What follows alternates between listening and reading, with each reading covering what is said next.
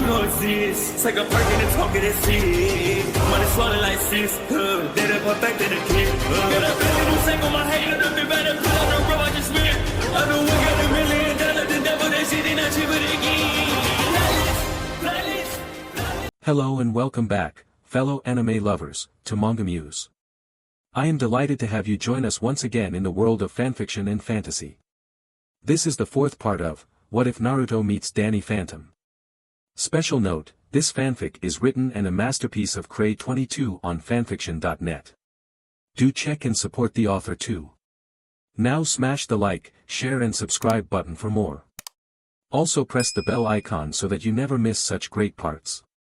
Thanks for the introduction. Now let's dive into the world. The next match came up which showed Kintsuchi vs Shikamaru Nara. Sigh, I have to fight a girl, troublesome. Shikamaru muttered as he made his way down to the arena. Kin looked at the genin she was made to fight against. Going by what she knew of people in Konoha like that, she believed him to be a Nara shinobi.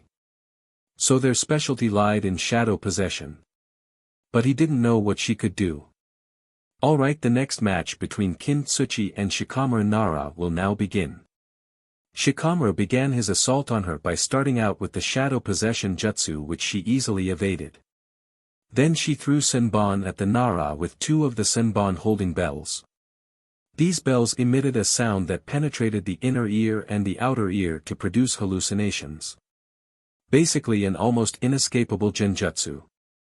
Danny admitted to himself that while his own sound-based attack was powerful, he didn't realize that someone could do that with just soft bell noises. Kin was about to throw senbon at Shikamaru to finish the match till she found herself paralyzed. What the? Shikamaru smirked. You should realize that there was the possibility of that thread casting a shadow of its own, right? So now what, we just mimicked each other's movements. Shikamaru made her and himself throw a shuriken at each other. Which he evaded, but what he was aiming for was getting her to knock her head on a wall, rendering her unconscious. Naruto heard a whistle from his brother. Talk about using your head. Even I didn't expect that. The next fight of the preliminaries really geared Naruto up. Kiba Inuzuka vs Naruto Uzumaki. Alright, now it's my time to fight. Finally, I can show everyone what I've got. Danny chuckled at Naruto's enthusiasm. Go get him, Naruto. Excellent, looks like we hit the jackpot, Akamaru. Kiba assured his partner. Hinata was pained. On one hand, she wanted to cheer for Naruto since he gave her confidence. On the other, Kiba was her teammate. Naruto and Kiba made their way down to the arena floor. Alright, the next battle of the preliminaries, Naruto Uzumaki against Kiba Inuzuka, will now begin. Kiba allowed chakra to flow towards his hands and feet, causing his fingers to shape into claws. Let's go, Akamaru. Beast mimicry. There was a puff of smoke and everyone saw a second feral-looking Kiba on top of another feral Kiba. Tunneling fawn. Kiba and Akamaru went wild over hitting Naruto, or rather tried to.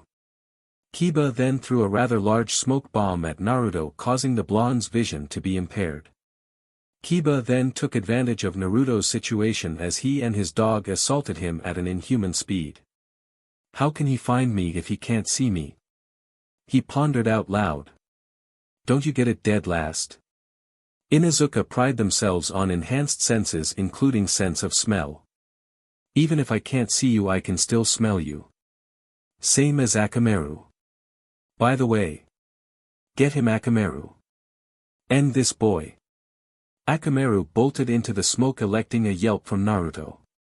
When the smoke cleared, everyone saw Naruto lying on the ground facing away from Kiba. Akamaru in his true form running towards his MSTR. Alright, Akamaru, good boy, that's a good boy. Hey8 was about to call the match when Akamaru bit his MSTR's arm. What? Akamaru, what has gotten into you? Ha ha ha. Gotcha. Allowing a transformation jutsu to be dispelled. Everyone looked surprised, even Danny, that Naruto actually managed to one-up Kiba. Seeing as how he was biting down on Kiba's arm like a dog. This caused the Team Kakashi to laugh, even the team from Kyumo. What the? Get off of me, that's disgusting. He flung his arm, causing Naruto to let go. PTTT, Bleck. You taste even worse than that dog of yours, and that's saying something. Where's Akamaru? Right here, dog breath. The second Naruto answered him as he lifted Akamaru up by the forepaws. Now that was pretty interesting.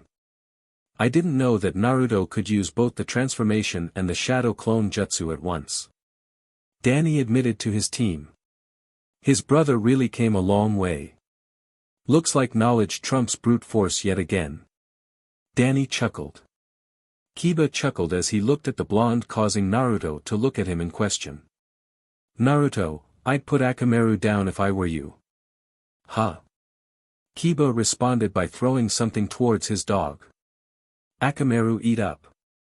To which Akamaru swallowed the pill, causing his fur to change to a rusty red color and making him kick at the clone, dispelling him. Hey Kakashi-sensei. Danny asked him. Is that even legal here in the Chunin exams?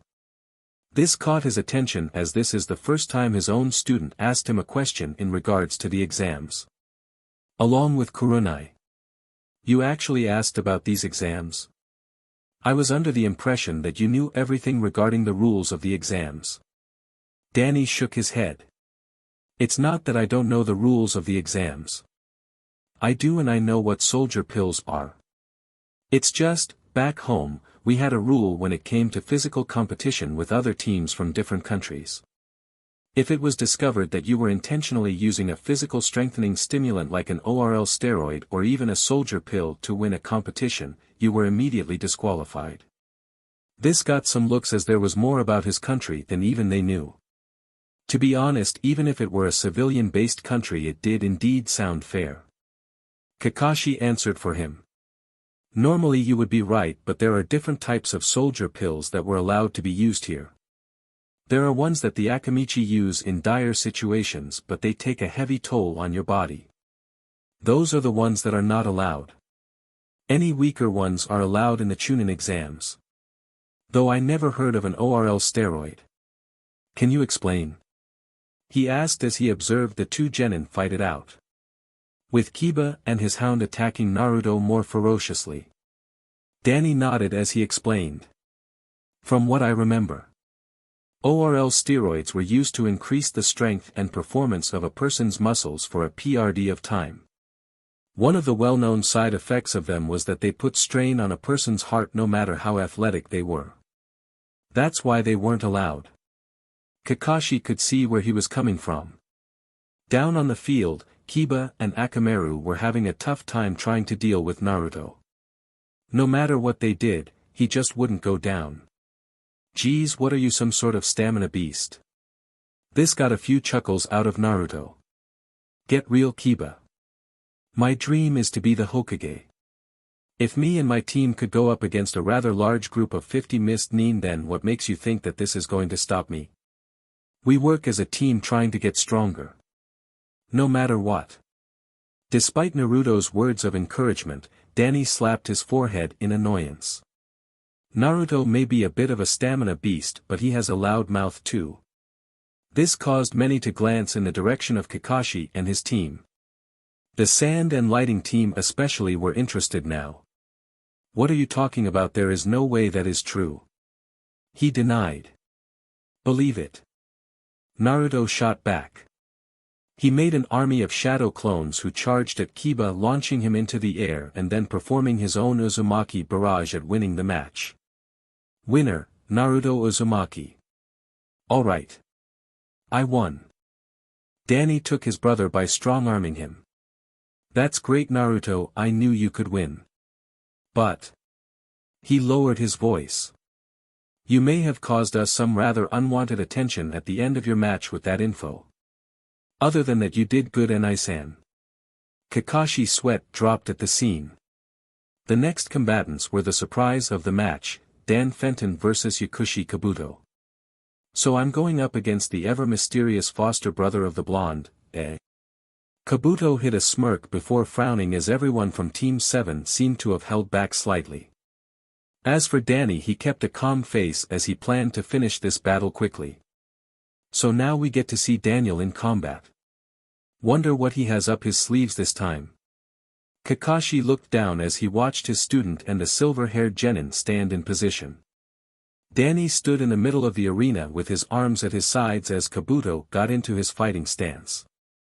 Everyone including the proctor raised an eyebrow but said nothing. Ready, begin. Kabuto launched himself at the Halfa, who continued to stand still despite the approaching threat. It all stopped upon the silver-haired genin somehow falling directly through his opponent as if he was nothing but air. Kabuto looked confused at the events. He was sure that the kid was the real deal. Even the Jonin and Orochimaru in disguise. Naruto had wide eyes as he recognized this as the same tactic his brother used to protect their client on the wave mission. Kakashi and Sasuke were gawking at the effects of the technique, while the Hokage had to blink and make sure he had just seen it happen. What? How is that even possible? That didn't look like an afterimage, nor did it look like the Bunshin technique. Kabuto shouted as he launched himself at Danny again, only to end up going right through his opponent once more. Now interested in what was happening, the Hyugas activated their Byakugan and Sasuke alongside Kakashi revealed their Sharingan eyes. I don't understand, the Byakugan isn't registering any flow of chakra within him, in fact, all it can see is some sort of green energy. Neji spoke as he continued to study the preteen with his activated Kekkei Genkai, unaware of his cousin doing the same. The energy around him is fluctuating, almost like chakra, but yet it's also moving in a reverse direction as it covers up his chakra network. I'm scared to say it, but this might bring the ability to use the gentle fist on him into question. Hinata's team looked at him in shock upon hearing this before they glanced back in the arena as Kabuto kept trying to do something to hit Danny and fail miserably at it. Interesting, the Sharingan is unable to copy this move, it can't even register the fact that Danny is even there. Kakashi spoke as he continued to try and study his third student. As for Sasuke, he continued to watch the fight for a bit before speaking as well. It's almost as if the boy is just nothing more but light, this has got to be an ability of this ectoplasm he uses. Back on the floor, Kabuto thought that this would be an excellent time to use his skills to gather information. Activating his chakra scalpels, he cautiously made his way to the boy. Danny shook his head thinking that while Kabuto may have taken some precaution, he was still too naive. Taking an idea from a horror movie he saw back at home, Danny began whistling a tune from the movie Jeepers Creepers. Confusion ran across everyone's face as he began whistling a tune of sorts and mixed in some of his haunting aura. The silver-haired genin was freaking out. It got even worse as Danny let out more of his haunting aura, showing Kabuto that he was not someone to just play around with as he deactivated his chakra scalpels once he found himself pressed against a wall. The corners of Danny's mouth curved upwards as he got closer to Kabuto, and when he was a few inches away from his face spoke. Kabuto, if I wanted I could threaten you into wanting to forfeit or continue to fight in only your undergarments. If you can't handle this, then quit now. Kabuto broke himself from the effects of the haunting aura as he forced his opponent away with a kunai in hand. Not able to handle it, then what do you call this? Danny laughed at the remark Kabuto gave him. Then he focused some of his powers into the floor, causing it to become intangible and letting Kabuto fall through to where only his head and shoulders were above ground. Enko was grabbing her sides at the sight, trying to hold her laughter in.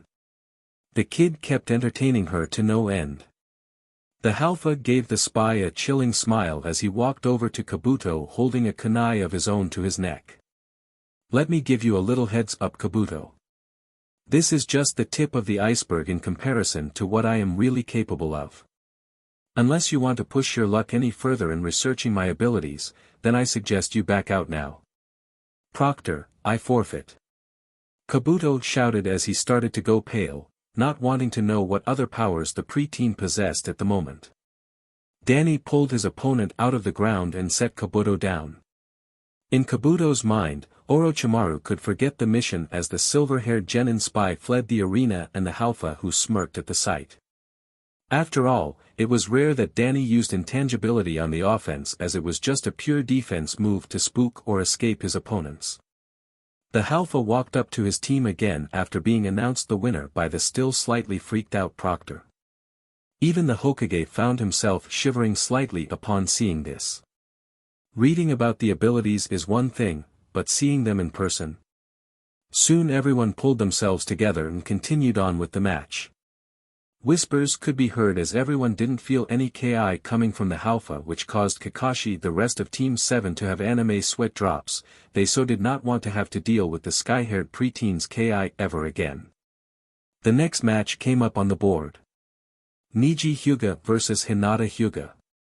Hinata had a worried look on her face as she made her way to the steps. Kick his butt, Hinata. PND him into next week. Naruto yelled at her as a form of encouragement.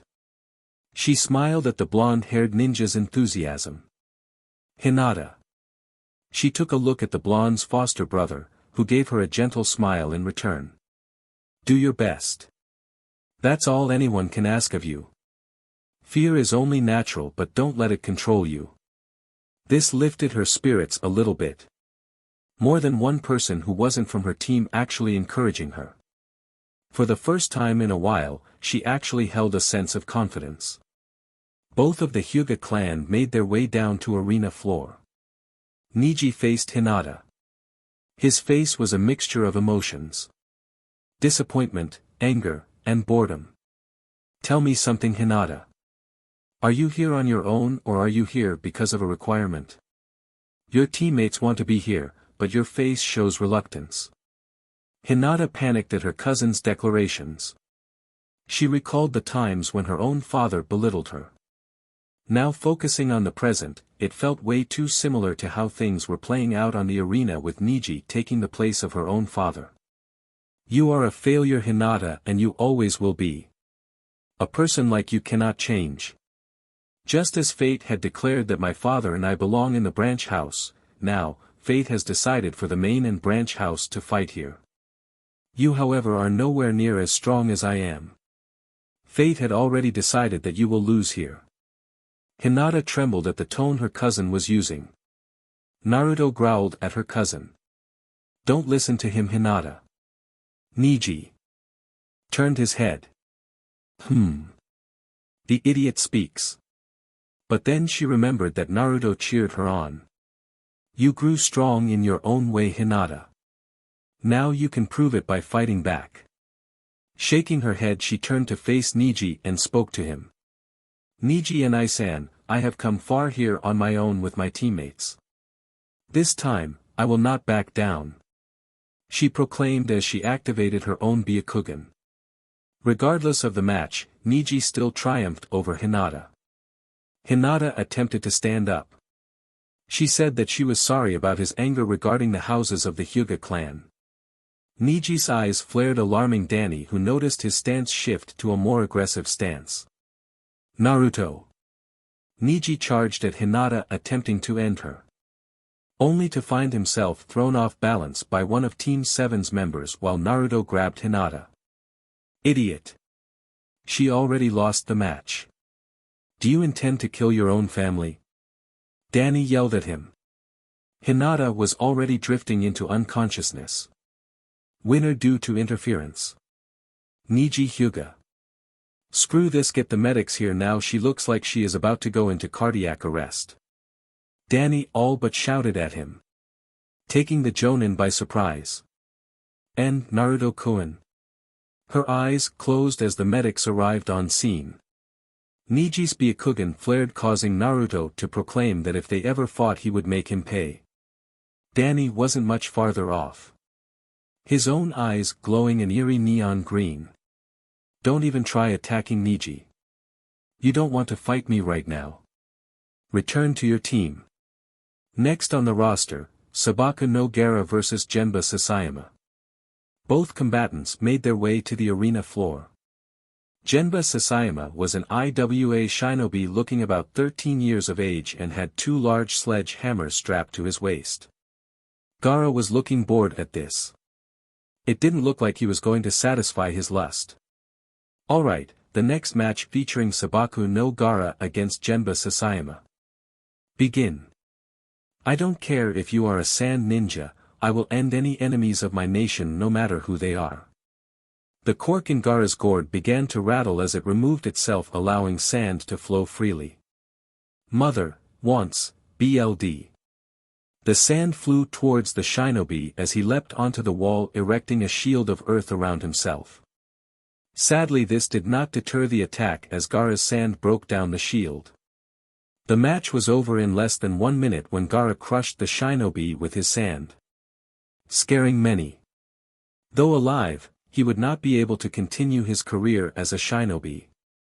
Winner Sabaku no Gaara. Hayate announced as Gaara shunsigned up to his siblings.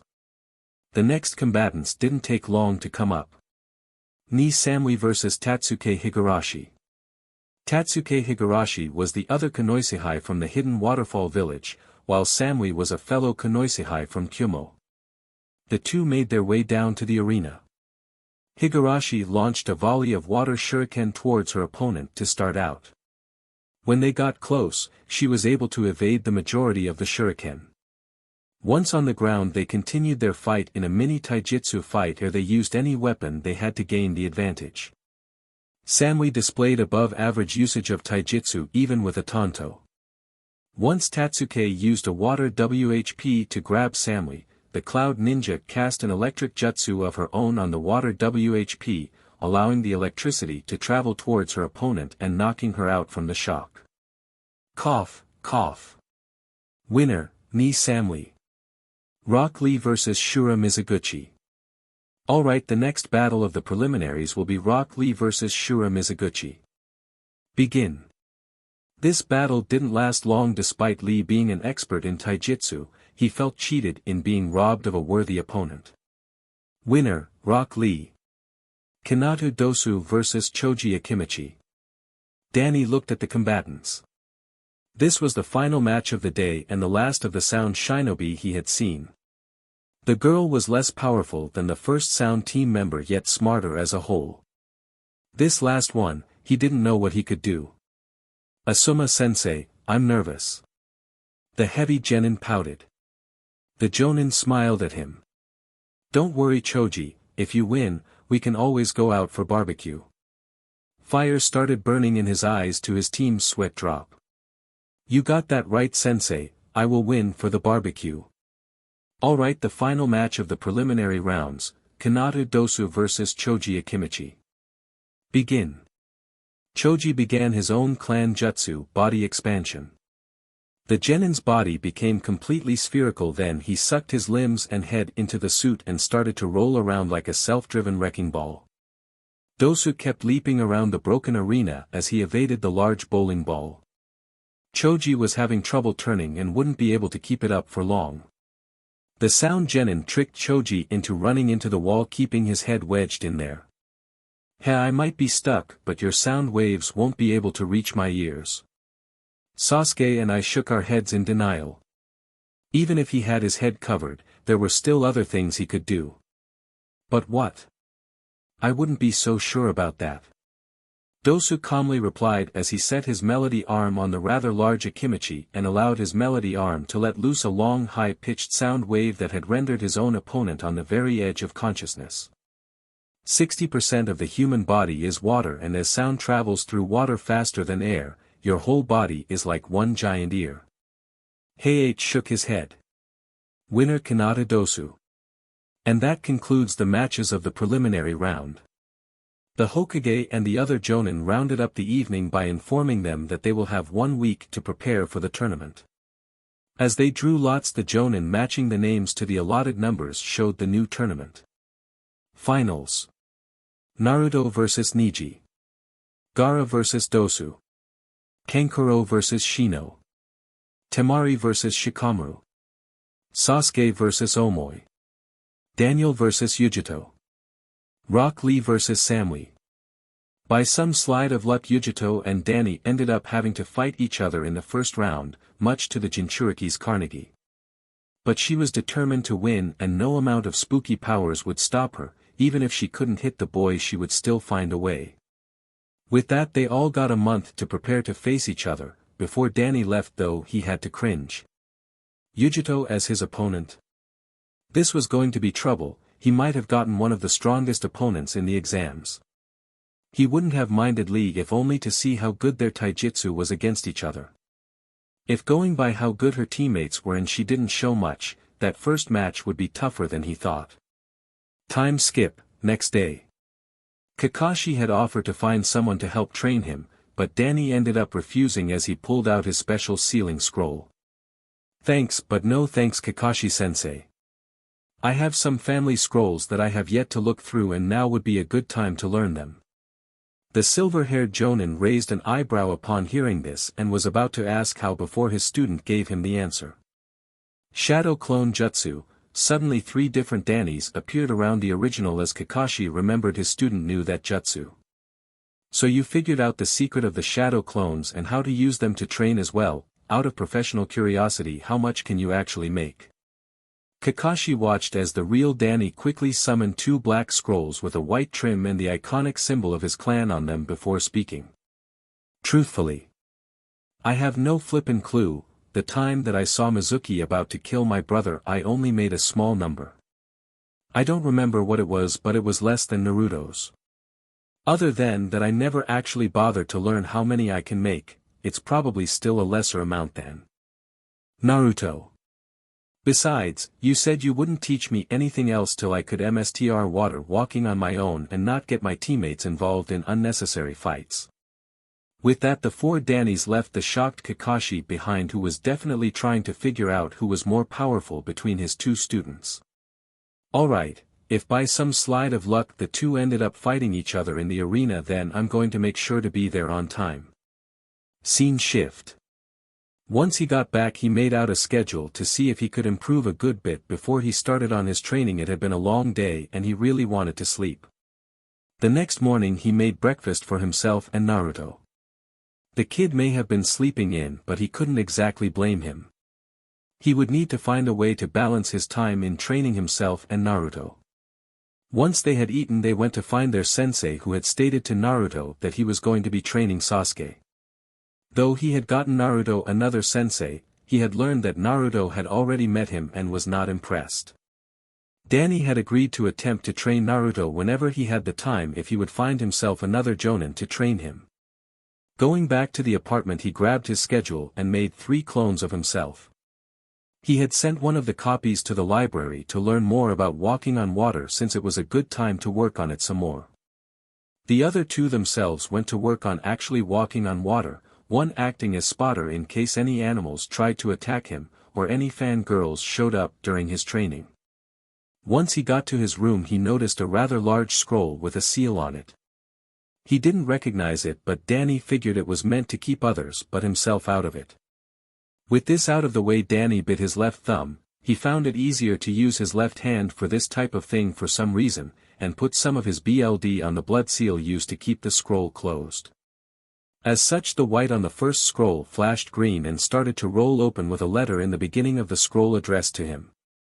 The Halfa opened the letter and began to read what was in the scroll now and his mouth dropped open in surprise before he ended up shouting. What in the name of Pariah? Why didn't Clockwork tell me about this sooner? Looking at the other scroll which was slightly larger than the other though Danny repeated the process. This time as the white on the scroll flashed green, said scroll itself just grew in size much to the Halfa's confusion. Danny then proceeded to open it on the ground with a raised eyebrow before spotting another letter inside. He grabbed it before closing said scroll up, which shrunk down to its original size, before opening it up and reading it. To whom it may concern. If you are reading this then I have passed on and the time MSTR has decided that you are worthy of using this summoning contract. Danny blinked as he read the familiar name written in his own language. Confusion swam on his face as he read more about this summoning contract he had gained. Now I know this may seem strange but you must know that only my interdimensional self's descendant, or a current incarnation could open this contract. For it is actually a summoning contract for one of the 4 beasts of the cardinal directions. Danny's jaw dropped upon reading this, and he looked at the scroll that was on the ground in front of him. It was possibly one of the most powerful, if not the most, summoning contracts that was ever made by none other than the Sage of the Six Paths, and he was the only known user of it too. Jianbang, the White Tiger of the Tiger clans, the Lightning in the West, and her underlings are your allies now with this contract. Looking down wearily at the summoning contract now, Danny felt his hands tremble out of fear of having such power. The scroll itself looked innocent but would no doubt be an SSS rank contract, and there would no doubt be wars over it, if it was discovered. Please know, Daniel, that you are not going to turn into that thing you have tried so much to prevent. Danny felt his heart stop momentarily as he reread the letter, and more specifically that part of it. The Sage of the Six Paths knew his name, the creator of the ninja world knew what his name was, and he was his interdimensional counterpart. The kid felt faint as the information finally registered, but right now he was in training mode, so he wouldn't. Moving on, you are worth of having this scroll, Daniel, and I trust that you will do everything to do what is right. Just know you do not have to sign the scroll if you don't want to, but even if you think you can't, you still can. The time MSTR specifically altered the paper to work with chakra-infused, and ectoplasmic enhanced BLD. The preteen raised an eyebrow, for it seemed that this scroll was specifically made for him for some reason, like the other one was. All you need to do is write down your name, in the natural language of this world, before also pressing your fingerprints onto the bottom. After this, just follow the steps inside and you should be able to summon Jianbang and the tigers of her clan. Danny let out a sigh as one of his shadow clones exploded from improperly mixing ectoplasmic energy and chakra. Another one arrived to take its place though, thankfully, and it was a good thing they were well away from anyone else. They would probably be killed by the explosions. He continued to read the letter with more interest as to what the Sage of the Six Paths had to say. You will need to tell her the truth and nothing but the whole truth, and she will decide if you are worthy. Eternal luck, Sage of the Six Paths. He took a few deep breaths to calm down his nerves before looking at the contract in his hands and letting out a sigh. This is so going to come back and bite me in the butt one of these days, I just know it, but I might as well get this over with. Who knows, I may just get lucky, as if that ever happens. I'm the unluckiest person in 3 worlds I've ever seen. With a sigh, Danny moved into the small crater before opening up the scroll again and quickly reading the instructions on it. He then signed his name in the open slot next to the Sage of the Six Paths name, and reread the instructions again. After that he put the scroll away like the other one, into his special sealing scroll, before breaking a few of his chakra caps. Danny frowned as he sent out a small pulse of chakra to see if anyone was in the area. Luck was on his side strangely, as no one was near and he couldn't sense the life force of anything more but a few animals. Boar, dog, bird, monkey, ram. Summoning jutsu. Danny shouted as he slammed his left hand into the ground after doing the summoning jutsu before being enveloped in a cloud of smoke. The Halfa held his breath, which was ridiculously easy for him, as he waited for the smoke to clear. He was resisting the urge to breathe as well, for he had used a lot more chakra than expected, at least a kage worths of chakra. When it cleared, a giant white tiger at least 15 times his size and was looking down at him with a slight frown. Then the tiger started to shrink until she was the size of a regular one. She was a chakra beast after all, so he should have been surprised by that, before speaking. So I have a new summoner, tell me who you are, boy, before I decide to just eat you here and now. I don't quite believe if you are his incarnation, as I will need to administer a test to see if you are worthy. Time skip, 5 hours. 5 hours. Later, Danny was finishing up with his life story nervously, all the way from his BRTH, to the accident, to his alternate bad future, and now. I then finally signed your contract and summoned you here, where I proceeded to tell you my life story. The Halfa rubbed the back of his neck quietly as the summoned looked at him in shock before she spoke. You have true power to face all of that and still continue to find happiness. I'm all in for having you sign the contract. With that, Danny face planted into the ground, groaned, and got up to face her again. He could swear he heard someone laughing somewhere though, before speaking. So, Is there anything else I should know about, or should I just let you be? After all, it has been some time since you saw this world and I'm sure you want to explore it before heading back. The summon just looked at him for a moment and smiled before disappearing in a cloud of smoke. Scene shift. Vlad let out a breath of frustration soon as the shinobi in front of him ended up groaning in pain. Those being Itachi, Sasori, Deidara, and Kakuzu, who just got back from bounty hunting. He took a look at a person in a corner wearing an orange mask with a swirl on it. I have faced everyone here and managed to win, and I still have enough strength to face you head-on. The orange-masked man was quiet as he looked at the Halfa in front of him. My name is Madara Uchiha and you Vlad, have piqued my interest with your unique Kekii Genkai. Tell me, how did you come by it?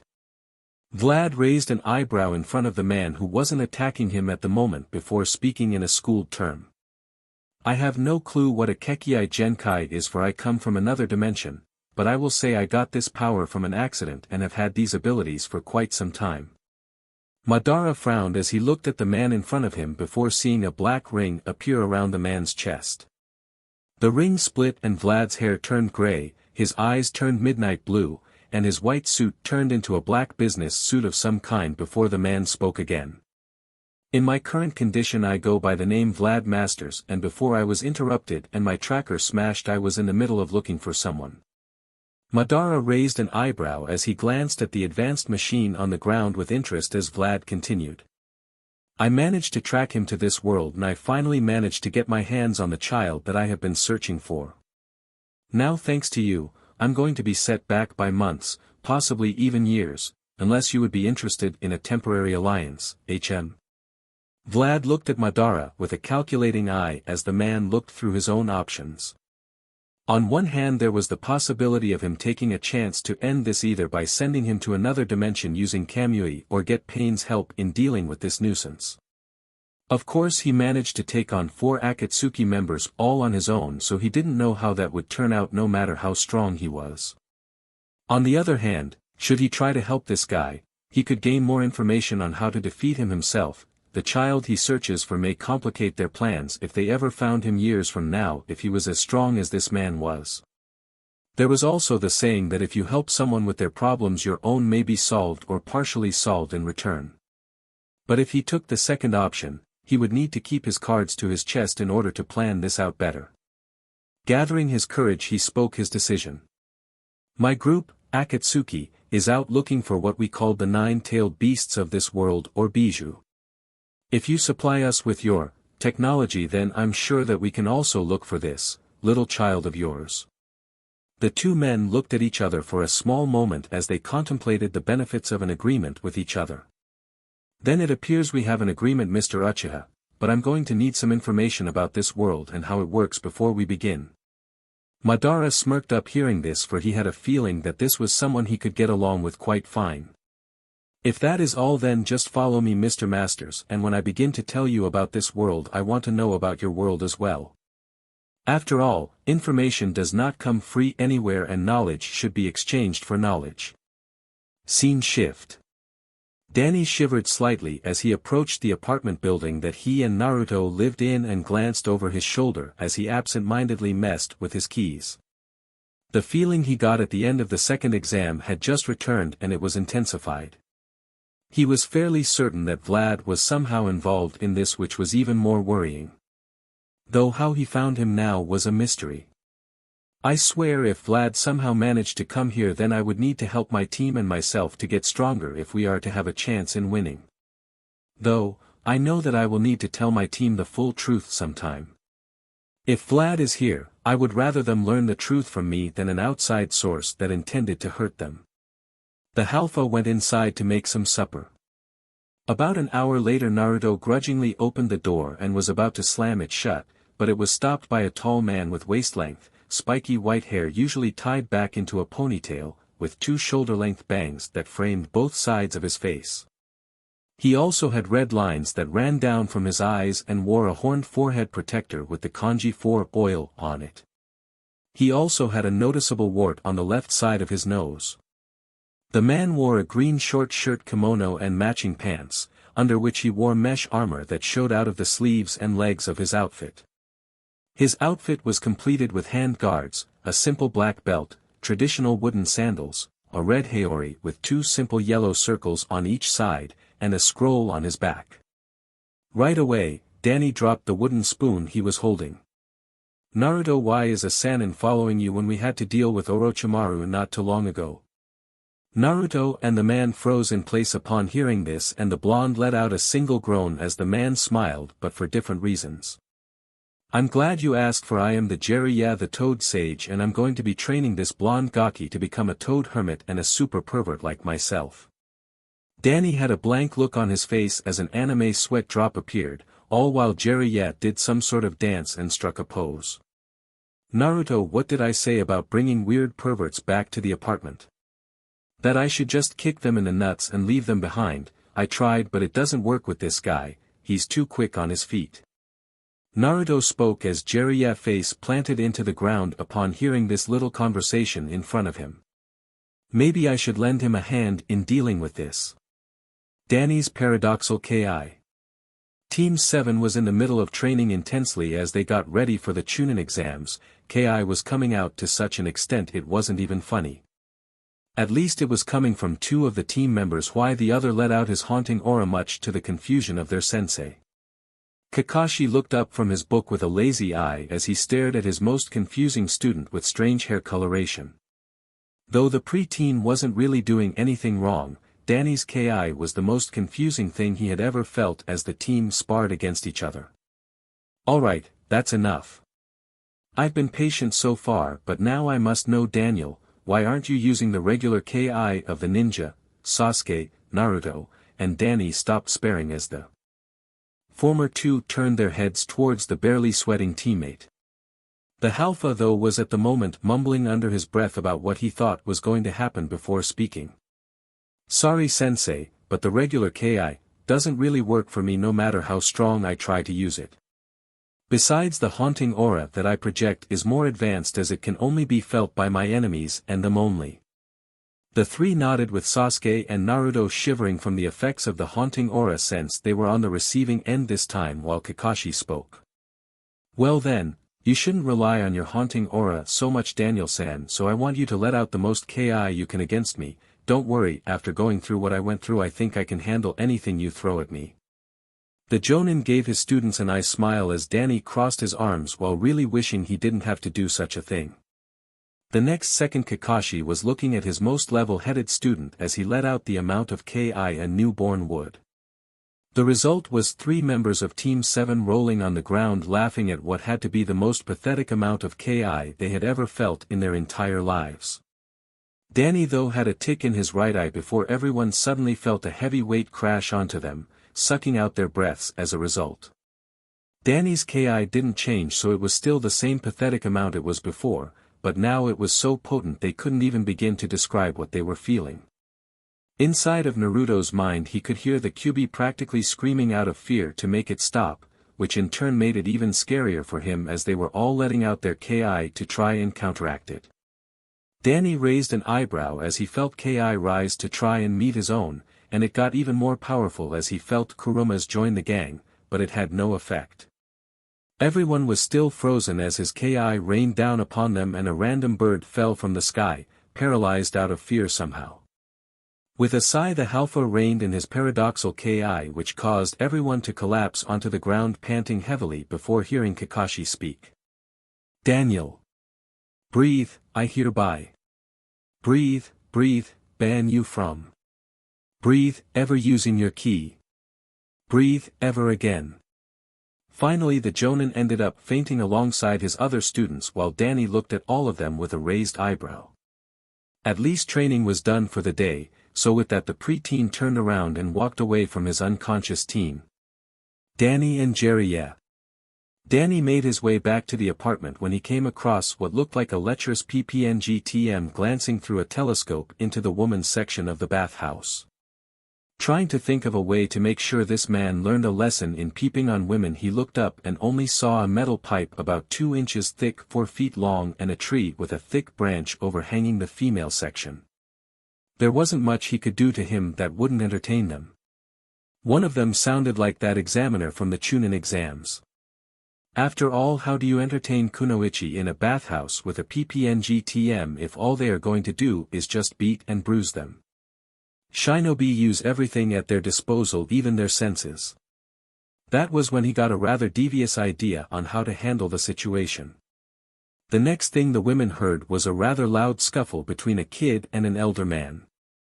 "Hey ladies, I came across this idiot behind the walls."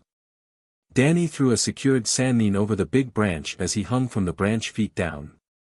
Two of the women, Anko and Kurunai, glared at the lecherous toad sannin, who began to quiver from their gaze at being caught. The others were not that far off. "Since this little pervert thinks it's so entertaining in peeping on woman in the bathhouse, would you like an idea of my own for entertainment? If you are behind this, you could always use it in T and I Anko." The snake summoner was a little perturbed at how he knew who she was and that she was behind the wall, but wasn't about to look a gift horse in the mouth. "Well kid, speak up. We are all ears." Danny smiled as he stared at the quivering form of the suspended sannin. "There is a game children play at parties where I come from. It involves hitting something called a piñata, which is basically a decorated casing that looks like an animal. If a person hits the stuffed animal in the right way with a stick, sweets came out.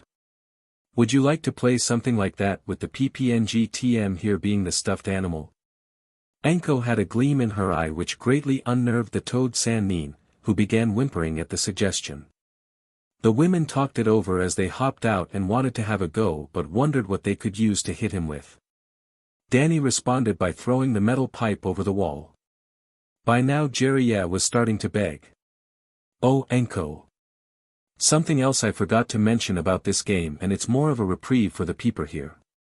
The second in command of the TNI looked disappointed, as did Kurunai. Jiraiya relaxed as his captor said he was getting a reprieve, albeit it wasn't to be for long. To keep it fair and entertaining for all. The one with the stick only gets 3 swings, and of course that they have to be blindfolded. Anko and Kurunai looked excited at the challenge. Considering who this was, Kurunai spoke up. "Sounds good to me, but what are we going to get as our prize?" How about those notes of his and that spyglass of his as well?" No no no. Please don't take away my notes, please." The first on the line was a Chunin level kunoichi. Each of them took turns till it got to Kurunai. Jiraiya kept twisting and swngng to avoid the bar, but the pervert always got hit. While they had their way with the pervert, an ANBU with a cat mask leapt down from a building after hearing the screams of pain. "Oh hello there ANBU-san." Danny casually responded to her. "Hello there. May I inquire what is going on here?" She looked towards his hands holding a rope connected to something in the bathhouse. Danny thought of what he could say to her. "Well, I caught this peeper here and I thought that he shouldn't exactly get away with what he was doing. So I introduced him and the lovely women in there to a little game from home. I can't exactly be disrespectful and look over the fence now, can I? After all, it is the women's side, you know." Yuzuki Yugao looked over the fence, seeing who it was that Danny apprehended. Surprised at it being the toad sannin, she was tempted to just leave it be. Even if it was Jiraiya, she remembered him peeping in on her on one of her own trips to the bathhouse. "Hey ANBU-san. I am guessing that you had some experience with this guy before. Would you like a go at him? The ladies on the other side can explain the rules to you." This definitely got Yugao's attention, as she greatly accepted the request and joined them. By the end of the game, Jiraiya was beaten black and blue. He lost all his notes thus far and had to start over. Yugao was sentenced to reduced pay for the next month for not helping end the violence. Same with the other kunoichi. But in their minds, it had been totally worth it. They had been entirely supportive in not allowing the genin to receive any punishment for making Jiraiya learn a lesson. Jiraiya stayed for supper no matter how much Danny and Naruto tried to get rid of him. In the end though, Danny gave it up as a lost cause as he finished making the stir-fry and spoke. "Lunch is done, and yes Naruto, you are going to eat the broccoli, otherwise, no ramen for desert. The sage looked in amazement as the blonde mumbled about how sadistic Danny was but ate the vegetables anyways. It was truly amazing at times how far Naruto would go to get some ramen, no matter how many times his brother tried to break him of his addiction. One day Ni-san, I will get blackmail on you, even if it's the last thing I do. Naruto spoke as he begrudgingly swallowed some of the vegetables on his plate before digging into his meal. Danny chuckled at his brother's response. Yeah, that will be the day Naruto. Jiraiya turned to look at the genin eating his own meal. Hey kid, why did you put onions on my meal but didn't give any to the blonde baka? Naruto glared daggers at the Sannin upon hearing remark but said nothing. His brother addressed the Sannin. Simple, the seal that the fourth Hokage used on him linked the Kyuubi to Naruto in more ways than one or two. Besides being a trickster and full of energy like a kitsune would be, he also can't eat any onions or garlic. The Toad Sage was looking at the Halfa with wide eyes hearing this new bit of info. The blonde looked at his teacher. Unfortunately it's true, grumble I wish beforehand that we knew about that, saved a lot on dry cleaning. Naruto continued to eat as the sage looked at the two in surprise, and when supper was done Danny took care of plates. Jiraiya addressed the blonde on something that Danny had said. Hey Whiskers, how on earth did you figure out about the seal, why did you tell that kid of all things, and why didn't you say anything about it during training? Naruto raised an eyebrow. I learned it when a traitor to the village ended up blurting it out after he tricked me into stealing the forbidden scroll. Danny learned about it from Gigi when he told him of the truth. Before and after we sort of became brothers in all but BLD and he helped me out when the teachers at the academy tried to sabotage my training. If he didn't I would have done even worse. Also, you didn't ask and I just figured that you already knew about it like every other adult in the village. Jiraiya froze upon hearing that. Just how out of touch was he? Elsewhere in the village, a team of 4 gathered together to discuss recent events. It was good that you 3 have made it into the finals of the Chunin exam, but while I am impressed that my whole team made it to the next round, we must not forget our real agenda here. Gaara, you are a key player in this mission. A sandy blonde and her younger brother looked at their sensei. Baki-sensei, I know what you mean. The Sand Village is falling on strong times. But even without the mission, it is likely to draw attention that 3 members all from the same team would have a high chance to symbolize our village anyway. Baki, the Sand sibling sensei, snorted in disbelief. That normally would be true, but you have forgotten something in this year's exams. Taking a breath Baki continued. My team isn't the only full team participating in the exams this year. One from the Leaf under the leadership of Hafike Kakashi and the other is the team from Kumo led by Darui. Obviously we didn't expect this to happen. A small laugh was heard near the window. Mother is obviously interested. Everyone turned to Gaara, frightened at the aspect that Gaara's bijou was interested in something. The other 2 teams each have one like me. This will most definitely show promise in proving my existence. The rest of the Sand team were worried now. That bit of information could very well throw things out the window. What now Baki-sensei? Kankuro asked the Jonin. Baki leveled a glare at the team. We continue as planned. With the Wind Daimyo cutting off most of the funding for the village, we need to prove that the Sand Village is superior despite the odds.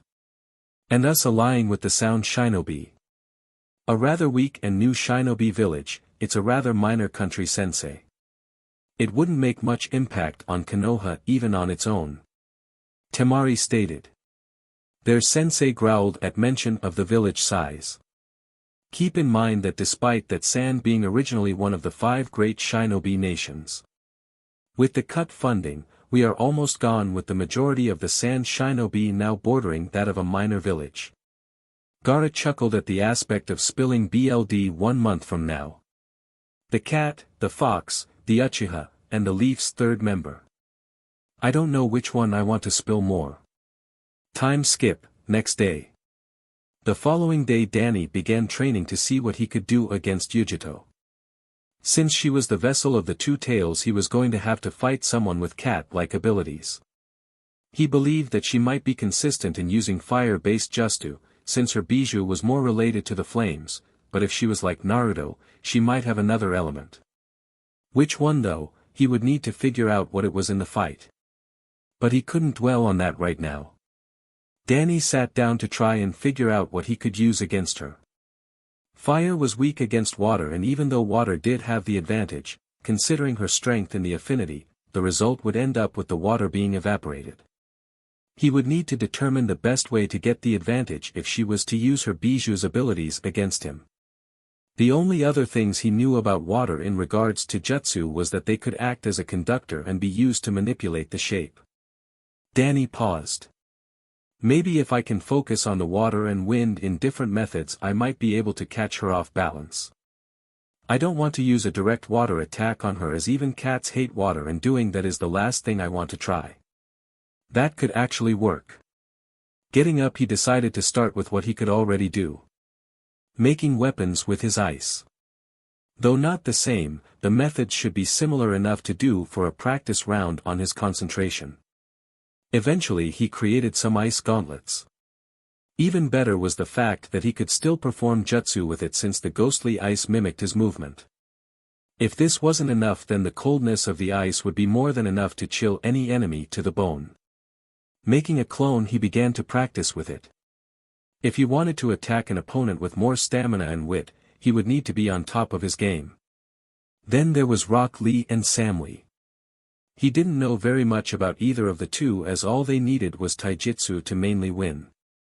Samui wielded a tanto and Omoi wielded a katana. He would need to see if he could retrieve a new sword and brush up his skills. Another swipe of the ice claws and he suddenly dispelled his duplicate at last before collapsing onto his knees. The ice started to melt as well, until there was nothing left except some muddy ground where the Halfa was panting. There had to be something else he could use, but the only thing he could think of to work on would most likely be the little addition to his powers that Kurama had informed him of. For the most part his attempts ended up wasting chakra and ectoplasm. I swear I will figure out how to use the Eclipse Eye before the final round, in case I somehow end up fighting either of the others, in case I encounter another bloodline wielder. It would be better to have most if not all of his bases covered. Scene shift. Sasuke and Kakashi were in the middle of a training session trying to increase Sasuke's reserves so he could be prepared for the final round. Alright Sasuke, that's enough. If you keep on like this you'll end up in the hospital due to chakra exhaustion, or do you want to end up like Daniel did after the wave mission? Instantly the last Uchiha user stopped training and sat down on the ground panting strong, not wanting to end up like his teammate. Taking a few breaths he glanced at his teacher. Kakashi-sensei, do you think it's possible for me to learn Daniel-san's trick? The Jonin looked at his genin student with a raised eyebrow while wondering what trick he was talking about. Pray tell, what trick are you talking about? As far as I know, all of Daniel's tricks come from a Kekkei Genkai, thus impossible to learn. Sasuke took a few deep breaths to calm down his stressed body before speaking. Danny has the ability to not only walk, but fight in his sleep. A trick that gives him an advantage in battle, meaning if you knock him out he is still able to fight, which would end up surprising all your enemies if you're capable of doing so. Kakashi was quiet as he let all this information set in, and despite witnessing it for himself, still found it strong to believe. You know. I think it may just be possible, though it's not a training regimen I think you would like, and would take at least a few years to learn. No known shortcuts either. Also, from what little medical knowledge I know, it messes up one's sleeping pattern. I'll be honest with you Sasuke, your body would not be able to handle the type of training required to do what Daniel is currently at. Especially in the course of only 1 month. Those kinds of mental states usually come from having to be on constant alert and would lead someone to becoming overly paranoid. Best guess it would take at least 1 year to train your body under even the worst of conditions to do this. The last Uchiha had to shiver as a look of fear appeared on his face at this moment upon hearing this. He couldn't even begin to think of what type of hellish training his teammate and rival had to go through to get that good. What about a sword or genjutsu, sensei? Again Sasuke, the Kyumo nin that you will be facing has more experience with a sword than you do. Even if you started now we would have to focus only on swordsmanship to even get you to his level.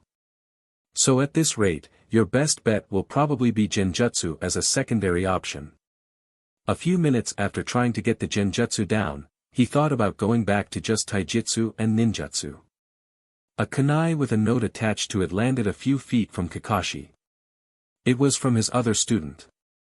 Though he was surprised he never sensed him. The note from Danny read this. Sensei, a few words of advice for training Sasuke in creativity. A little bit of fun can help to boost a person's imagination and creativity. Imagination is the beginning of creation. Imagine what you longing and you will what you imagine, and at last you create what you will. Kakashi chuckled at the note. All too true Daniel. All too true. Though all thoughts were stopped as he could heard the sound of something distinctly familiar coming closer. Fangirls. The one word whispered under his breath was more than enough for Kakashi to put his things away. He and the rest of Team 7 was already mobbed once by a group of rabid fangirls after both Sasuke and Danny, and he would not let that happen any time soon. Without waiting the Jonin quickly ran over to the last Uchiha before shining away to safety muttering, never again. Time skip, 1 month. 1 month of training and everyone was ready for combat in the final rounds of the Chunin exams. All of Team 7 was a little bit worse for the wear due to their training but they weren't about to give up now. Danny and Naruto glared at each other for a moment in playful rivalry before suddenly wondering where their third member was. Hey Ni-san, you know where team is? Naruto looked around the arena trying to spot the black-haired Uchiha as Danny also scanned the crowd before speaking. Not a clue, but if he was training with Kakashi then I wouldn't be surprised if our sensei's sense of bad timing rubbed off on him. By the way, how's your control on the Kekkai Genkai coming along? This caught a couple of people nearby off guard. The demon vessel. A bloodline wilder. Naruto smiled at his brother, thankful for his help. He didn't want to impose on his training during the break so as to learn his secrets, but after he activated his bloodline for the first time, Danny decided to at least go over a few exercises with him for a few days to try and not only bring them out at will, but to also improve the speed, strength, and maneuverability of Naruto's Kekkai Genkai. Now, Daniel, it's not polite to talk about people like that behind their backs. Besides, I do have a sense of time, I just tend to be caught up in helping the wonderful citizens of the village. Kakashi spoke as he sunshined in behind the two while holding only a slightly sick-looking Sasuke. The two genin glared at their sensei as Guy rebuked him. Yeah, because arriving 2 hours late to the time you set is a great example, Kakashi. Kakashi had managed to WHP out his book and was reading it before speaking. You say something? Guy wept at Kakashi's cool attitude before everyone suddenly got the feeling to look away. Only Team 7 and a few other teams looked away while the visiting nobles and villages didn't take note of them looking away from the green beast. The uneasy feeling returning to their stomachs. Everyone was shouting in horror upon seeing Guy's and Lee's sunset of youth jutsu as the student tried to cheer his sensei up. Up in the Kage box, the Hokage was welcoming the other two Kage to Konoha. Seeing as how the teams from Sunagakure were the Kazekage's children, it would have been rude to not invite the man. The other team from Kyumo. While none of them were the children or relatives to the current Raikage, Sarutobi also extended an invitation to the gargantuan Kage. The large Kage entered the booth with the Sarutobi and the fourth Kazekage wearing his yellow and white Kage robes. On the sides of the Kage as their bodyguards were two San Jonin for the Kazekage. For Sarutobi, he had one of the other Jonin fill in as a guard. Which to the other Kage seemed pretty weak. The Raikage, on the other hand, had brought along his brother as his own personal guard. The Kazekage looked rather uneasy being so close to two Kage but also one of the top Jinchuriki as the Raikage's guard. He would need to have something done about that. Ah, Lord Kazekage, it's wonderful to see you here in Konoha. I take it that the journey here wasn't too tiring for you. Naturally, Lord Hokage, though you must be relieved that the exams are here in Konoha.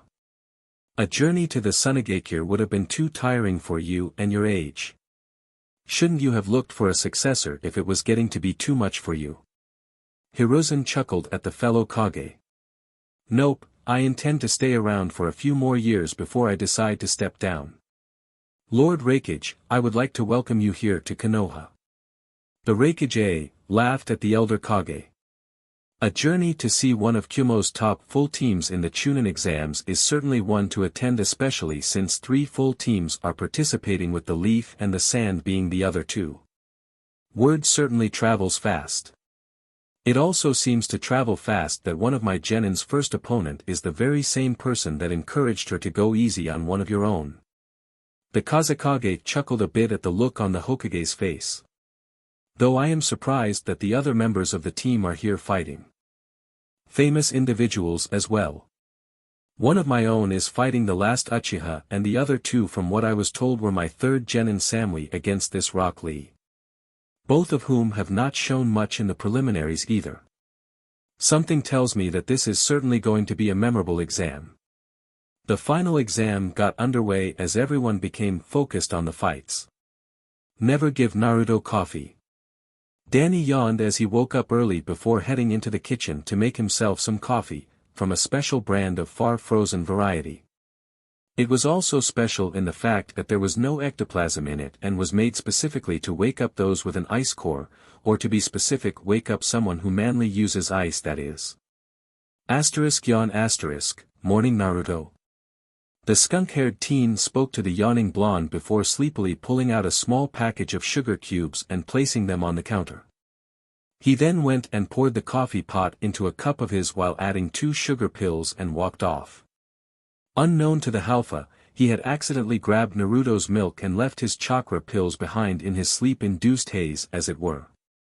As for said blonde, he had taken the coffee, placed what he thought was 5 sugar cubes inside before downing the whole thing in one giant gulp. Danny was about to enter his makeshift lab when he looked at the cup containing the sweet milk. Alarmed at what he remembered about that coffee brand, he turned to see Naruto mixed chakra pills in with the coffee. Time seemed to slow down as Danny let his cup slip through his hand as he witnessed his brother down a good majority of the coffee in one gulp. The sound of something shattering ended up waking the toad sage up, who snorted for a minute as he opened his eyes, speaking. Yawn, what's going on, Gakis? The toad sage ended up opening and closing his mouth, sand making a smacking sound before glancing at a frozen Uzumaki as his eyes started to widen and pupils began to shrink. At the same time, a cat made its way towards a small portion of coffee that had survived and took a sip of it. The next second Jiraiya swore he heard the sound of the sound barrier being broken as the cat took off at supersonic speed before slowly realizing what had happened. Time skip, 3 hours. 3 hours later found the entire Hidden Leaf village on red alert as every available shinobi were trying to capture the blonde genin, and failing horribly.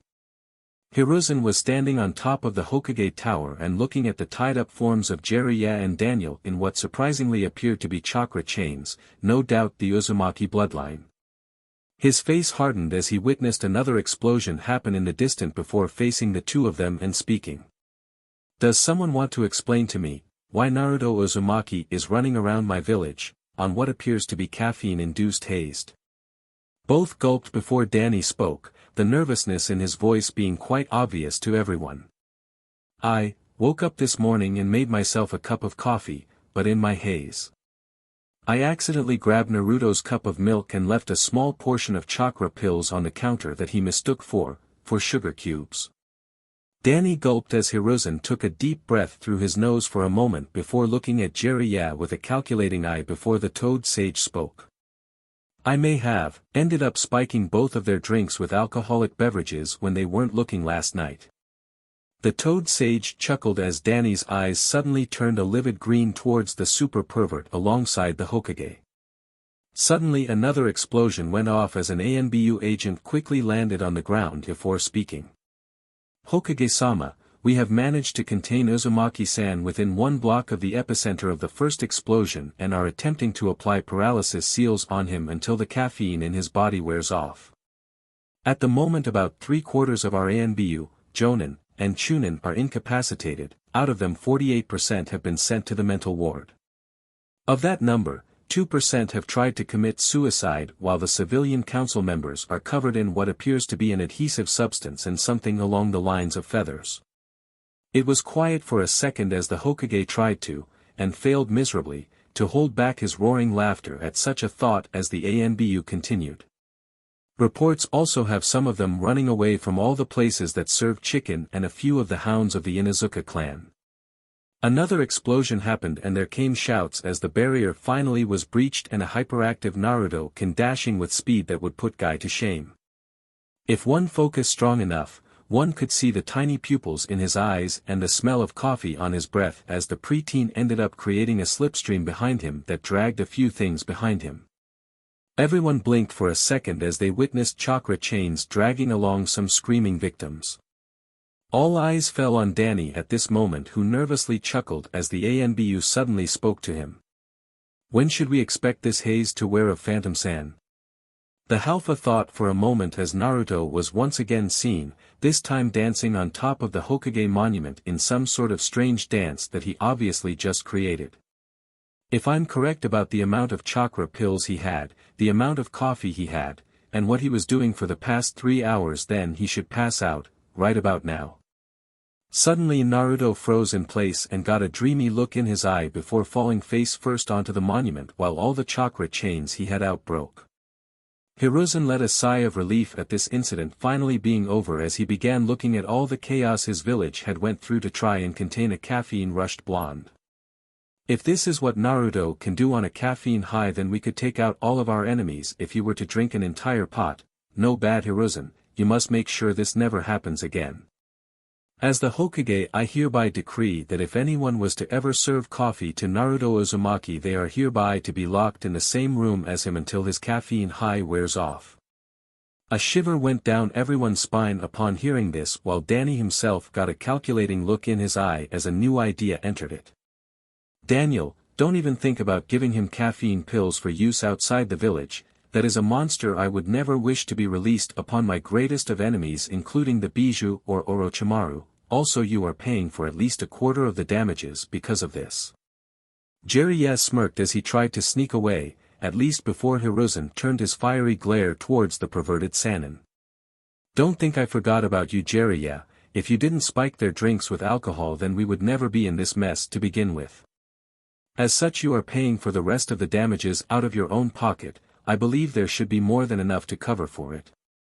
Now the Toad Sage was crying anime tears as he witnessed the Ryo flying out of his wallet faster than he could count, at least before realizing something was wrong and turning to face the preteen next to him. "Hey kid, why aren't you bawling your eyes out over losing money? You shouldn't even have that much to begin with." Danny turned to face the Toad Sage for a second as he noticed his wallet become marginally lighter suddenly and spoke. "Simple. I could practically own a small portion of the village with the amount of funds these ideas bring me, that and I can think of something worse to befall the elemental shinobi villages." The ANBU, Hokage, and Toad Sage raised an eyebrow upon hearing this as the Halfa let out a sigh and spoke. "Let's just say you could always give each village's Jinchuriki their own batch of the stuff while inside their village. More specifically Gaara." Everyone paled at the thought, and in that moment there were 3 new SSS rank secrets in no Hagakure. 1. The results of giving Naruto coffee and to never do so again. 2. Danny was never allowed to have his special coffee in the village again. And 3. Never, ever give a Jinchuriki, especially Gaara, a batch of the stuff to drink. It would bring the nations to bankruptcy. The Hokage welcomed everyone to the Leaf Village and congratulated those who had managed to even get this far. Some were betting that Naruto had been lucky in getting this far and that he would never do well against Neji. Alright, now for the first match of the Chunin exams, Naruto Uzumaki against Neji Hyuga. All other fighters please remain in the stands. Both aforementioned participants met on the field where they were about to begin the match. Neji looked into Naruto's eyes. You have any last words? Yeah. Naruto answered him. I can't wait to PND you into the ground after what you did to Hinata. I made a promise that I would get you back for what you did to her. Neji scoffed at him. A foolish goal. I will show you just how meaningless that vow you made is. He activated his Byakugan as he charged forward, Naruto doing the same. Naruto threw punch after punch at his opponent, not one of them connecting to Neji. When Naruto finally looked like he managed to land a kick, his opponent leapt out of the way. My eyes see everything all around me in a 360-degree angle. There is no place that you can hide from me. Neji boasted as he charged at him. Forming a hand sign. Naruto called out, Shadow Clone Jutsu. An army of clones appeared. All the clones attempted to land a blow on him which Neji had easily defeated with only the famous taijutsu of his clan. A single strike and the clones dispelled one by one thanks to Neji's speed and maneuverability. Naruto did the same thing again, hiding himself amongst the clones. Neji charged straight at him, ending the clone jutsu with a single strike, confusing Naruto. Confused? When you made the clones you failed to realize that the source of the jutsu would have the most chakra. It's how I found you. Humph. You thought you could be Hokage, Naruto? My eyes show me many things. Including a person's limitations, how they are set and the ways to counter it. Only a fool would try and obtain something he can never reach.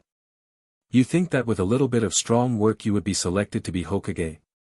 The only thing that determines that is destiny itself. You are a fool for thinking that. Naruto gritted his teeth. A fool, huh? I am never going to give up on my dream to be the Hokage. You think that my fate is ruled by destiny, Neji? Who are you to say what a person can and can't do? Up in the stands, Danny and Sasuke heard every single word. Both knew it takes more than strong work to be a leader. A person is chosen. But not by destiny or by fate alone, but by the people. Naruto created more shadow clones to see if he could find a weak spot, but as he rushed in, Neji activated one of his aces by creating a rotating sphere of chakra. Interesting. Looks like an interesting ability.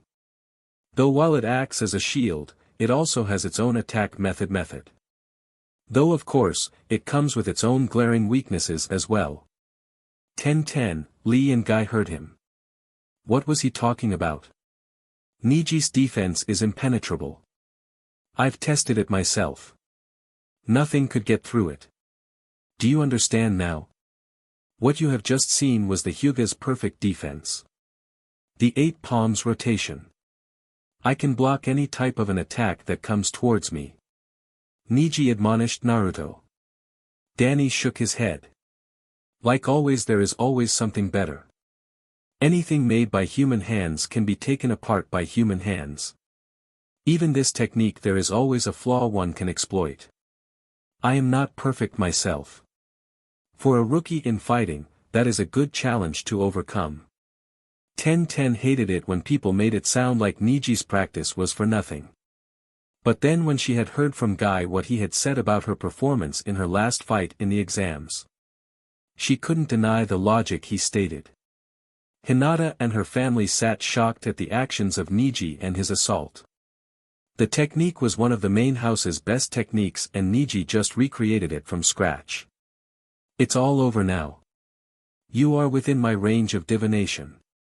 Neji announced as he brought his arms in a strange taijutsu position. 8 trigrams. 64 palms. He cried as he had charged forward. 2 palms. 4 palms. 8 palms. 16 palms. 32 palms. 64 palms. Naruto cried out in pain as he felt all his tenketsu points being struck. Naruto. His brother cried out as Naruto fell to the ground. You should call the match now. It's all over. 10-10 smirked at the boy next to her. Glad that Neji had at least been able to prove him that Neji's strong work has finally paid off. The smile stayed on her face till she saw Naruto standing up, albeit it was a bit of a struggle. Why? Why do you struggle? You already know that you will lose. Your fate is set in stone. Everyone's is even my own. Breathe, breathe, breathe, breathe. What do you mean by that, Neji? Neji scoffed as he took off his headband. Do you see this, Naruto? This is the caged bird seal which separates the main house from the branch house. Neji went into a story on where his hatred towards Hinata stemmed from how his father was killed by his own uncle. How one night the Hyuga compound had been infiltrated on Hinata's own birthday. The peace treaty that the Cloud Village representative came to deliver was actually a ruse, as the representative actually tried to kidnap Hinata when she was barely 3. Hayashi had killed the intruder, which turned out to be the Cloud diplomat. The Cloud Village was angry, and so they had demanded the head of the man who had killed the diplomat.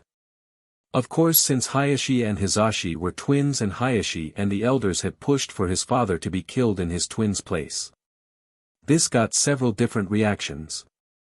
For Naruto, his face became ashen white. Sasuke was struck dumb as to the extreme someone would go to acquire a bloodline and the Hyuga clan's actions. Some people showed sympathy. The most confusing one was Danny's. People could literally feel the haunting aura coming off of his body in waves. The Cloud team was shocked, to say the least. Darui was familiar with the incident, but he never realized that the Cloud's greed would have caused this kind of fruit to be bared. Hiruzen sighed, looking at the wreckage. I apologize for the scene and the bad memories my genin has brought up in regards to your village. I contemplated the events in front of him. Regardless of the fact that the issue is indeed true, it was the council that went behind my back in this affair. I unfortunately could not acquire any physical proof. They were dealt with once I got wind of what they had done without my knowledge. He then looked at his fellow Kage. You should be careful yourself, Lord Hokage. I heard you still had your civilian council active. Hiruzen glanced at him. What are you insinuating, Lord Raikage? It was the civilian and elder council that went behind my back. Who is to say that something similar is happening?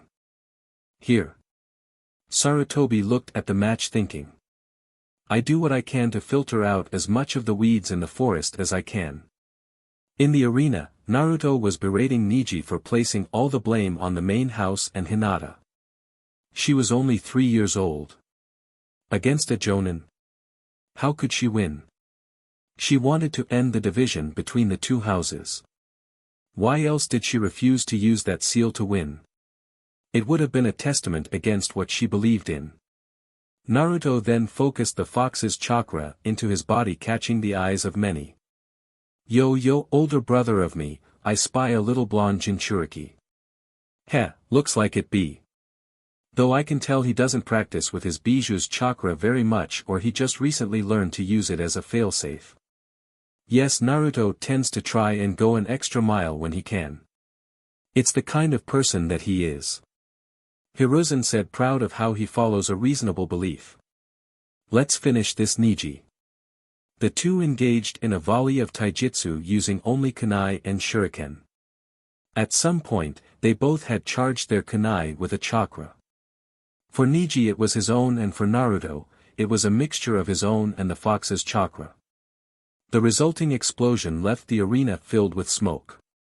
Neji crawled out of the pile of rubble he was in to view Naruto's unconscious form in front of him. Walking towards him slightly out of breath and a smile on his face. Humph, the match is over. A rubble of dirt suddenly dislodged, revealing a second Naruto who landed a direct overpowered uppercut to the chin. Neji, I took the genin exam 3 times before I finally passed it. You shouldn't believe that fate rules your life. I denied that fate of being a failure and persevered. That distraction. I didn't think it would work, but I am glad it did. This only proves that even a so-called failure can go far. You are a Hyuga, but you assaulted your own cousin when she tried to make peace with you. Family shouldn't try to hurt one another. It will only lead them to destroying each other. Genma smiled at the group. At least the kid was finally able to calm down. Winner, Naruto Uzumaki. The crowd was speechless at first, then began to cheer for the performance. Up in the Kage stand, the others were conversing. Lord Raikage, Lord Kazekage, what is your opinion on the match? The Kazekage looked at his fellow Kage, mask obscuring his face. To be honest, the Uzumaki was greatly overwhelmed and only won due to something he had very little control over. It may have worked once, but it may not happen again. His inability to think against an opponent who had more experience in taijutsu doesn't help matters much. The Hyuga, while he was able to put on a good show, had a similar issue in the end and in the start of the match. Too much arrogance. This could prove to be anyone's downfall. I wouldn't recommend them for the Chunin rank. Uzumaki is still in the exams, so he will have another shot to convince us of approving the Chunin rank for him. A observed the two competitors. In a way, these two need some serious work before being made Chunin. The Hyuga, despite his anger at the cloud being just, needs some serious anger management issues dealt with before he can move up in rank. That can lead to outbursts against a commanding officer. The other one needs to show more than just his techniques and determination in order to advance, whether he is a Jinchuriki or not. Alright, will the fighters Sabaka no Gaara and Hinata Dosu please come to the arena? Naruto left the field and made their way to the stands while Neji had to be carried out by the medics. Gaara and Dosu made their way to the field where the two combatants began facing each other. The second match of the Chunin exams between Sabaku no Gaara and Hinata Dosu. Begin. Gaara glared at his opponent. Mother doesn't find you interesting. She and I will end you quickly. Dosu leapt back. We will see if your sand is faster than my sound. The battle was no contest as Gaara plowed through Dosu's attack, muffling the sound and crushing his melody arm and legs. This left his career as a shinobi in question. Sigh. Winner Sabaku no Gaara. Up in the stands, A sighed. A pity that the match lasted so little time. The Sand Genin may be a Jinchuriki and he won his match rather quickly, but he lacks self-control over his bijou. I am familiar with the state of mind he is in. Unless he makes up for it, I wouldn't suggest admitting him as Chunin. I quite agree, Lord Raikage. Despite what people call our shinobi to be tree huggers, we had more self-control than that. The Kazekage laughed. You mean like Itachi and Orochimaru? The two most famous missing nin of the leaf? Hiruzen gritted his teeth trying to fight back a losing remark. Down in the arena, Genma announced the next match. Alright, the next match will be between Sabaku no Kankuro and Aburame Shino. Kankuro was shaking. He didn't want to reveal what he had before the invasion. That also went in saying that he didn't know what the other genin were capable of. Clearing his throat, he announced that he would forfeit. Proctor, I yield, I am not prepared enough to fight in these matches. A long series of groans was what he got. Especially in the Kage booth. This burns. I had hoped that at least the full teams would have put forth more effort, and your own child Kazekage. How can you bear this? The Kazekage looked towards his rival. Relax, Raikage, whatever reason he has, he must have a good one. Though I will be having some words with him. Sighing, Genma spoke the results, winner due to forfeit, Aburame Shino. Will the next fighters Sabaku no Tamari and Nara Shikamaru please come down to the arena? Sigh. This is such a drag. Maybe I should forfeit as well. Proctor, I. Oh no, you don't, little shadow slacker. A lot of us want to see what you can do. So don't chicken out now. Especially when your own parents are here. Naruto shouted at him as he pushed the back of his head, causing him to fall into the arena face first. Bua. That's going to leave a mark. He will definitely feel that in the morning. Danny remarked at the lazy Nara. Naruto, you idiot. Shikamaru gritted his teeth at the blonde. Come on, get up and get started with the match. Was what most of the crowd was also demanding of the Nara. All these people don't really care about this. To them this is just the warm-up for the main event. If they don't want to watch this, then maybe I won't give them the match that they want. I'll just forfeit too. Oh, he won't be doing that. Hey Naruto. Naruto looked at his brother. Watch this. Hey Tamari. This got everyone's attention. If you can give up before he does, you'll be able to make the lazy bum work even harder, and let me tell you, he won't like that. Just shut up, Dan. The Nara Genin yelled back at him. A few people even in the Kage box snickered. The Raikage and his brother included. Tamari chuckled at him. You know, that sounds very tempting, but no. I didn't prepare myself just for someone to quit without a fight. Though I won't deny that the idea has merit. Alright, will you stand up, Nara-san? The San Genin just looked at the Nara boy in annoyance. If he doesn't want to give up, I'll just give him some motivation. Genma looked startled. Hang on, I didn't say to begin yet. The Sand Kunoichi smashed her fan into the ground where Shikamaru was, but found out he was on the other side of the ring. Looks like all you're good for is running away. Wind style, wind scythe jutsu.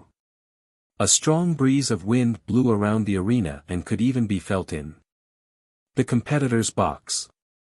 So, this is the full assault of Tamari's wind scythe jutsu, Sasuke thought to himself. It's not too shabby. Come on out, you coward. Take your bruises like a man. The Sand Kunoichi felt her temper rising at Shikamaru's refusal to come on out. A shadow came from the shadows to ensnare Tamari, but she leapt out of the way. Tamari determined the distance of the shadow possession's jutsu and its reach. As long as I can stay out of range of the shadow, I am free to attack him. Team 7 became interested in the match. She and Shikamaru were both strategists. So this could prove interesting. Time passed as Tamari continued to send wave after wave of wind at him. Growling at his cowardice, she yelled, "You know you can't hide from this forever." A second shadow came out towards Tamari. She thought that since she saw it before, then she would be safe from the known distance. What surprised her was that the shadow got even farther than the last time. So, you've just been killing time. The wait wasn't just to recover your chakra or protect yourself, it was to extend the range of the natural shadows. And the more shadow you have, the more firepower you have to use. Hee hee. Well, you got me there. He hid behind the trees again as he thought up a plan. Got to admit, I never really thought that Shikamaru would have put this much thought into a match before. He's doing much more than what he did against Kintsuchi. Danny thought to himself. The shadow came out again, reaching the same length as the second try, but stayed there, keeping Tamari cautious even though he didn't get the shadow to touch her. Tamari, look above you. Her brother the puppeteer all but yelled his warning to her. Tamari looked up and saw a parachute made out of a kunai and Shikamaru's jacket. This caused his current shadow to extend even further and further, maneuvering Tamari like a cat and a mouse. Great, now I got to worry about the shadows from above now, huh? Heh, if I can use the clone jutsu to catch him off guard, I should be able to win this duel. Yes, that should work. She waved her hand signs and yelled, "Clone jut." Was as far as she got before she froze up, causing many to look with confusion. Shadow possession jutsu success. What? How? Here, let me help you. Shikamaru turned his head, allowing her to see the shadow come from the ground hole. Recognize it? It was made during Naruto's match with Neji. Drat, I was so focused on the shadows on the ground and the ones above. But I never considered the ones below it. The shadow user had her mimic his actions to walk to the center of the ring. Ah. What's he going to do? She trembled as he raised their hands. Standing there for a moment, he announced. Alright, that's it, I give up. Ha, told you I would give up first. What, was the thought on everyone's minds. I only used my chakra on that shadow possession jutsu, I should be good for another 10 seconds and that will be it. He relinquished control of the shadows. A right winner by forfeit, Tamari. Many people started booing Shikamaru for the match. Well, what are your opinions on the match this time around? My fellow Kage? The Kazekage looked bored. He uses the tools he has to their fullest extent, he uses them to take down the opponent who is stronger than him. Despite the performance, due to the strategy usage, I would recommend the rank of Chunin to Shikamaru. A was lost in his thoughts. Tamari. She showed stamina, determination to succeed and even the tools necessary for a Chunin. However, her chances were ruined when her brother yelled out his warning. That could be seen as an interference in the match. She will need to try again. Up in the competitor's box, Shikamaru smirked at the group. Told you I would give up first. Guess you were proven wrong once. The brown-haired Jonin bit his senbon in annoyance. Alright, the next match will feature Omoi against Sasuke Uchiha. Will both fighters please come to the field? The crowd went ballistic. Sasuke sunshine towards the center of the field, impressing a good number of viewers such as the daimyo, kage, and nobles. Some of them were glad that Sasuke was able to live up to his family name. To him though it made him a little bit uncomfortable. Omoi leapt from the participants' area to the center of the field where he was to fight against the last of the Uchiha. Maybe he will be able to put up a bit of a fight. Alright, the next battle between Sasuke Uchiha and Omoi Arisawa will now start. Hajime. Omoi looked towards his opponent.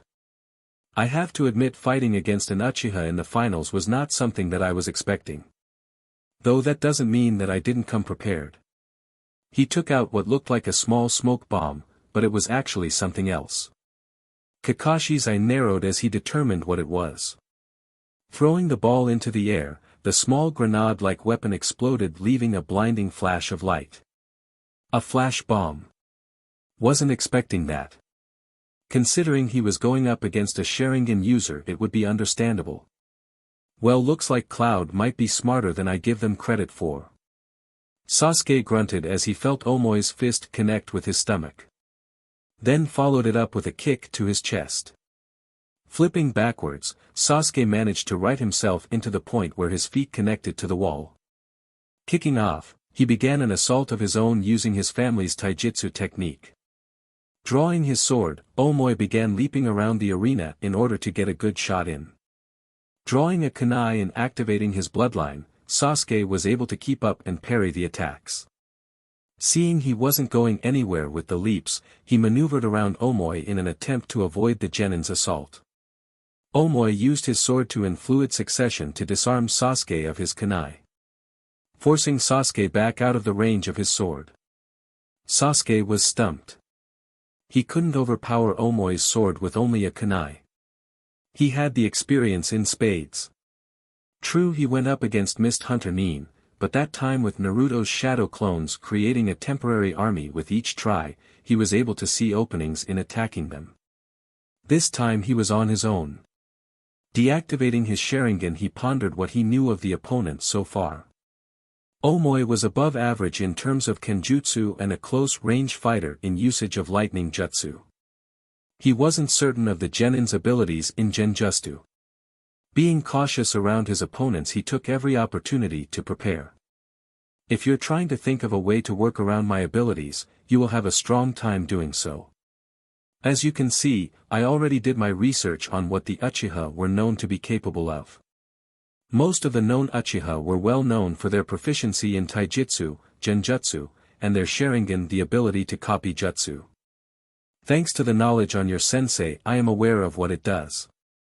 So long as I stick to an area that you are not familiar with or have no strength in, you can't copy it. Even with your Sharingan.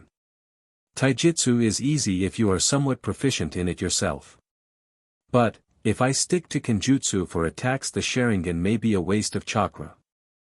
Sasuke hated to say it, but the kid had a point. It's useless to copy if he didn't have the tools or the experience necessary. The Sharingan would allow him to see things in slow motion, but reacting fast enough to return fire was going to be a challenge.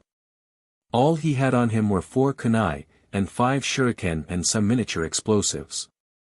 Also don't get any ideas in trying to use genjutsu to hide yourself even. With that clone jutsu I heard about. The more chakra you use to make it, the more easier it is to detect. That gave Sasuke an idea. It went back to a training session he had while his team was still building. Flashback. Training Ground 11. Team 7 went over their fighting styles against each other. What their strengths and their weaknesses were. At one point Sasuke asked Kakashi what they should do in cases of stronger opponents. Sasuke, sometimes if you come across a stronger opponent, the best way to defeat him or to hinder them is to get them to let their guard down or to lead them into a trap. End flashback. Looking around the arena, he thought of something to disarm Omoi of his sword. Charging at Omoi, he began his assault with his family's taijutsu style again. Omoi countered with his own abilities.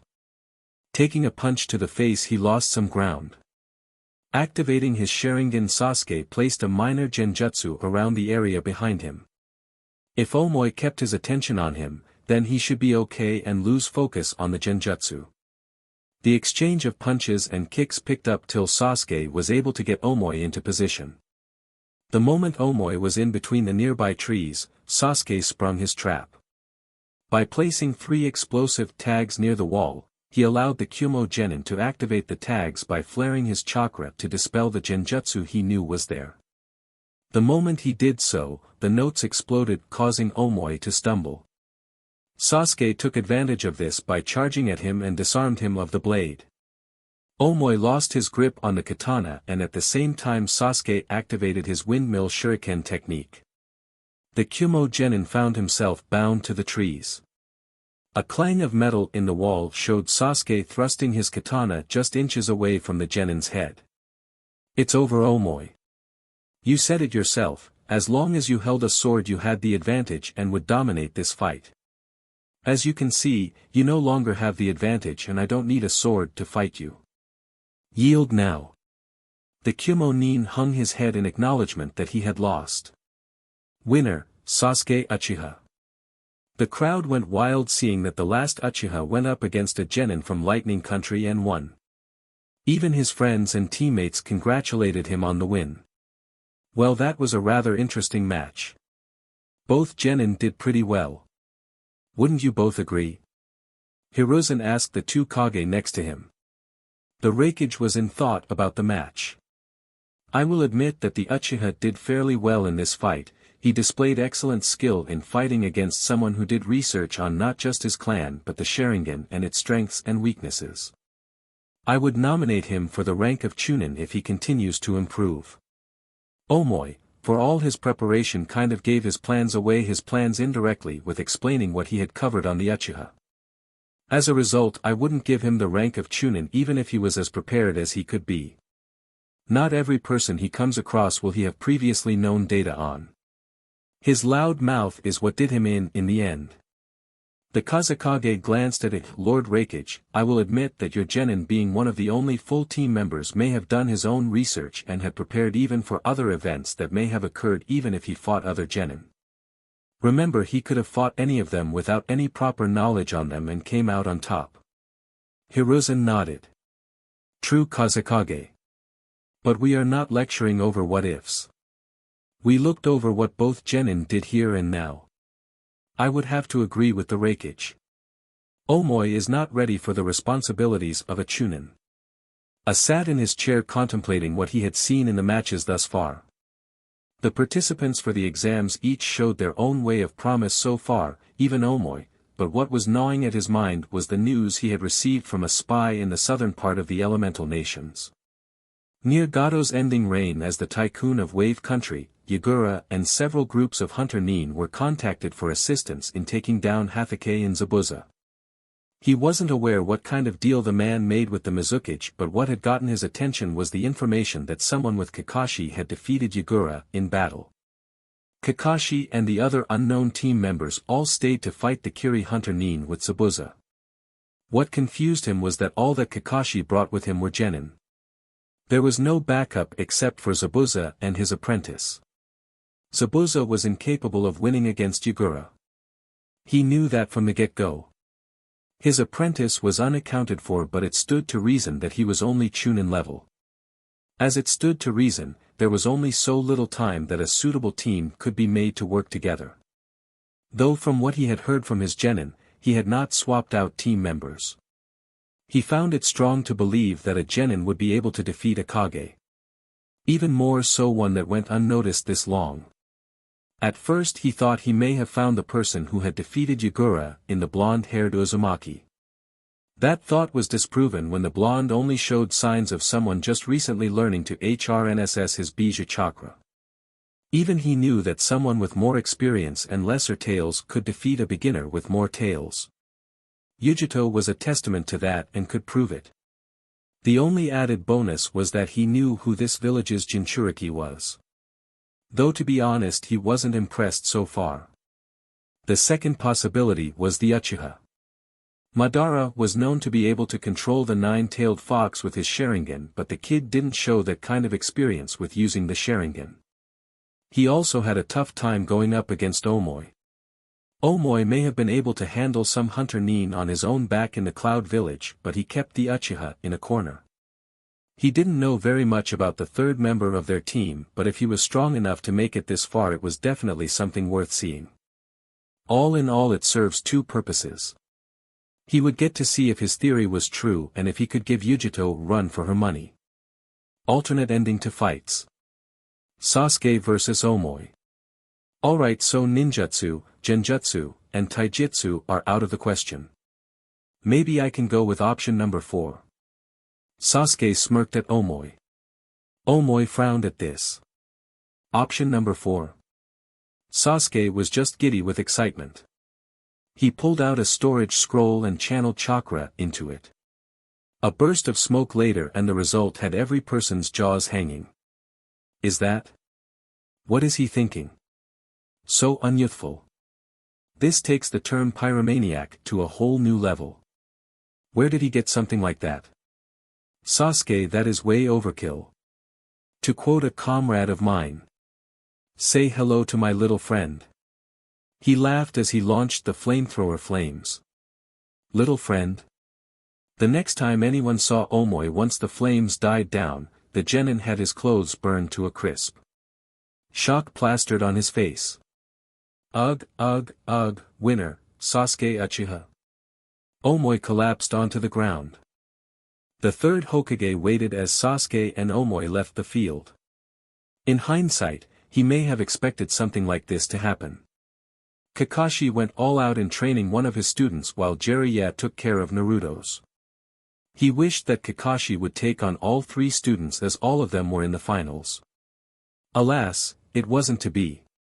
Thankfully Daniel gave his other 2 teammates some advice in learning some new tricks. Even if to the best of his knowledge he worked alone this past month, the third Hokage was looking forward to the results. Orochimaru had been excited at the prospect of the matches in the Chunin exams.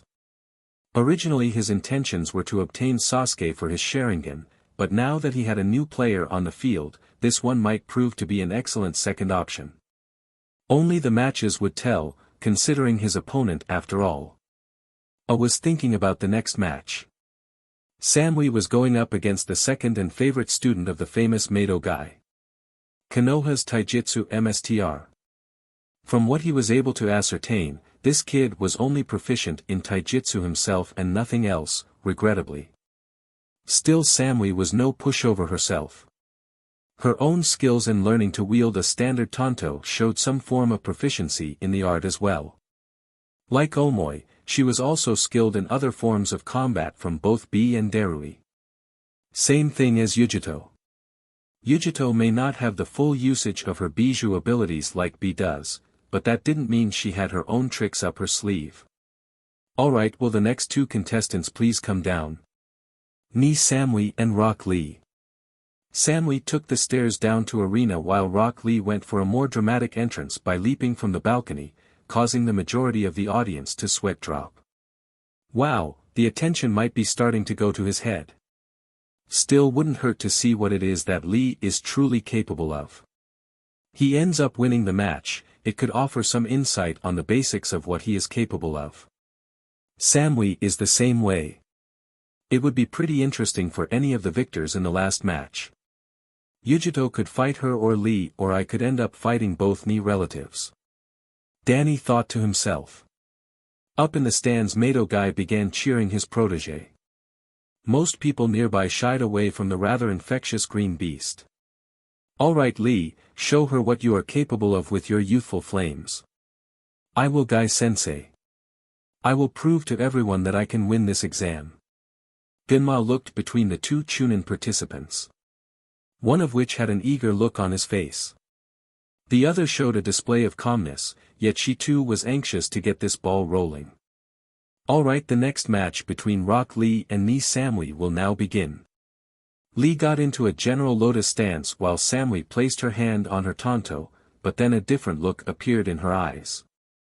She withdrew her hand from the tanto and got into a taijutsu stance of her own. Don't know what you want to go with? Lee asked her. TCH. I might be cautious around my opponents like Omoi, but even I know not to rely on one skill the entire fight. So let's see what you got. Samui returned her answer by beginning on her attack. Lee leapt over her assault and kicked her in the chest, causing her to fall. The impact from Lee's kick knocked the wind out of her.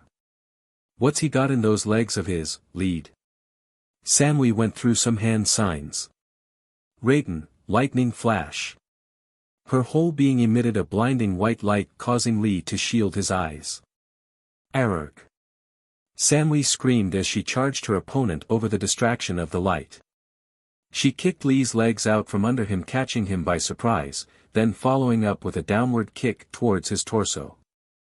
The lighting kunoichi took several breaths in an attempt to get her bearings. She may have been used to doing quick collaboration moves back in Kumo for practice. This one was different. Samui closed a distance of 20 yards in seconds and used up a good amount of chakra for that lightning flash. Lee hit the ground strong and didn't get up for a few moments. To Samui's shock, he had just brushed it off like it was nothing. You're not so bad, Kunoichi-san. But now I can show my youthful flames to the world. With that statement, Lee began his taijutsu assault. She blocked whatever she could but found herself being knocked into a corner. Having no other choice, Samui drew her blade. Up in the Kage stand, A raised an eyebrow. She's going for the use of her tanto now, huh? Not sure what she is going to do with that. Considering what her opponent is doing, she will need to think outside of the box. Lee began attacking her with the lotus-style taijutsu, causing Samui to go back onto the defensive. The two genin could be seen leaping not only from ground to trees but also towards the wall, where they continued their fight, applying chakra to their feet. During one of their scuffles, Lee knocked Samui off the wall. Not wanting to end it so quickly, she stabbed her tanto into the ground and pivoted off the hilt of the sword. Not wanting to allow Lee the upper hand again, she took out one of the special kunai she had prepared for something like this. She couldn't believe that she needed to use her ace so quickly. Waiting for Lee to get close, she charged up the kunai with a bit of lightning chakra and shoved the kunai hilt first into his belt. Lee stopped, confused by her actions. I see. Samui can't exactly get close to apply a hit directly without taking a risk for serious injury, so she is going to try and use that kunai as an electrical beacon. Kakashi's eyes widened at the possible plan the Kumo Nin thought up. Lightning style, lightning beacon. Lee's eyes widened as he ran behind a tree, causing the tree to take the hit instead. SHT, I only have enough for one more shot. I need to get him away from the trees. Samui charged at the trees. Lee ran behind. Come on out. Lee ran out from behind the trees and began the assault once more. Samui threw her tanto at the green beast's protege. This girl really doesn't know about my youth, does she? Maybe I can show her what I am truly capable of now. Okay then, Leaf Hurricane. Samui went through her hand seals again. Lighting style, lighting beacon. The electricity was about to discharge when Lee's attack connected, cutting the attack off and causing her own attack to backfire on her. Lightning is one of the strongest of all the elemental affinities. However, it requires a large amount of focus and concentration to guide the electricity due to the instability levels. If you don't fully understand it or the focus is broken, the power will backfire on you. Kakashi lectured his team. Sami ended up being knocked out by her own technique. With Lee still standing with a smile on his face. Winner, Rock Lee. Neji stood there in disbelief as the comrade he repeatedly said would not advance actually progressed farther than he did. All right, way to go, Lee. Both Tenten and Guy congratulated their student/teammate. Up in the Kage stands, the 3 Kage-level shinobi conversed on the match. Well, that was rather interesting seeing your second genin fight this way. Such a shame that she lost that fight in the last instant. A looked up regrettably. Yes, she fought strong against him, and even though she only managed to land 2 full blows on him, it's not enough to convince me to award her the rank of Chunin. Though I wonder if either of the other 2 would have any ideas on how to handle this kind of fighter. The Hokage glanced between the 2. Despite the fact that they each tried their hardest, from what I could see, Sami and Lee's match looked like a fight that wasn't being taken seriously. Both of them gave very little thought in how to beat their opponents. She may have had that idea using her kunai, but as you can see it didn't do much good. Even Shikamaru Nara's was better. If she has another chance next year, she might do better. What do you think, Lord Kazekage? Naturally, the 2 fighting look like 2 genin rather than chunin. My answer is no to both of them. If the Green Beast's legacy is to proceed to chunin, he must prove himself in the next fight or in the next Chunin exams. So far we have few candidates in the exams. Shikamaru, maybe Sasuke, no to the others yet. Sorry, Naruto. Maybe this next round can change people's opinion. Genma shook his head at the display so far. Though he cracked a smile at Lee's determination. Alright, the last fight of the first round, fighters Fenton Phantomu Daniel against Ni Yugito. Will both fighters please come to the arena? The final 2 fighters made their way to the arena. Danny stood facing Yugito with his new sword strapped to his back. He had it custom made, even though it didn't have any special abilities like Zabuza's blade or any other sword he saw in video games. The katana was forged from solid iron while being reversed with the blade on the opposite end of the sword. He wielded it as a testament to his fighting spirit and his knowledge in the field of science. During his training he had managed to find and study a book on sealing and made some practically invisible sealing seals on both his arms. Anything other than the storage seals was beyond him at the moment, as all the information just became one jumbled mess in his mind. Yugito could only gulp smirk, unsure if her opponent would be able to use that trick that made everything go through him. In her training time, the 2-tailed cat demon inside of her said that she could possibly restrict the movement of energy in Danny, but not entirely unless they wanted him dead. She had her own version of a Tonto just in case her opponent had any other strengths that she may not know about. She and her niece got some training with Omoi and Derui when it came to wielding swords in a fight. A little bit of experience helped, but this is her first time using it against an opponent from another village. Genma let out a slight shiver and quickly sunshined towards the wall as he announced for the fight to begin. For some reason, while she felt similar to Gaara and Naruto, the 2 of these fighters together were enough to set him on edge. Alright then, begin. Danny smiled at her. Well, guess it's our turn to brawl, huh, Yugito? Looks like you got your wish after all. The corner of her lips upturned at his remark. True, and yet we're also weary of the other as well. Both of us came a little overprepared for this, don't you think? Hey, if it came down to it, we would have been fighting against any of the other participants. It was only reasonable, especially if your comrade won, you would had to fight her in the next round, and if not that round you could have been facing your other friend in the round after. The same holds possible for any other participants, you never know what you could get. I suppose so, but the same point would also apply to your own comrades as well. After all, this is probably the first time in any Chunin exams that more than one full team has made it to the finals, especially one is from the Sand Village and the other being my own. Danny chuckled a little bit. I am curious though, what the outcome of this fight could be. They say that there are many possibilities on an outcome. That is something we can both agree on. I'll admit, you're a bit on the polite side, but like you, I am interested in this match too. She expressed her point by growing the nails into retractable claws. A number of the people in the stands shivered at the sight. Even Team 7, none of them wanted to experience those things in close combat. I see, in that case, I guess I can probably resort to this first. He replied as he pulled the sword from his sheath. All of the shinobi, even the Kage, were baffled at the sight of the weapon he was carrying. What was he thinking using a reverse blade sword? You're going to use a reverse blade against these things, you must be crazy. There are two things you might want to know, Yugito. Oh, and what's that, Phantom? I'm listening. The most dangerous weapon in the world is not the blade or whatever stick, stone, jutsu or bloodline you hold, but rather one's mind. Secondly, a late scientist from my land once said this, genius borders insanity. Wouldn't you agree? Hiruzen felt a cloud of depression over him, the words causing him to reflect on Orochimaru, his former student. Same with Jiraiya. Yugito shrugged. I guess, we will just have to find out then, wouldn't we, just how true those words are?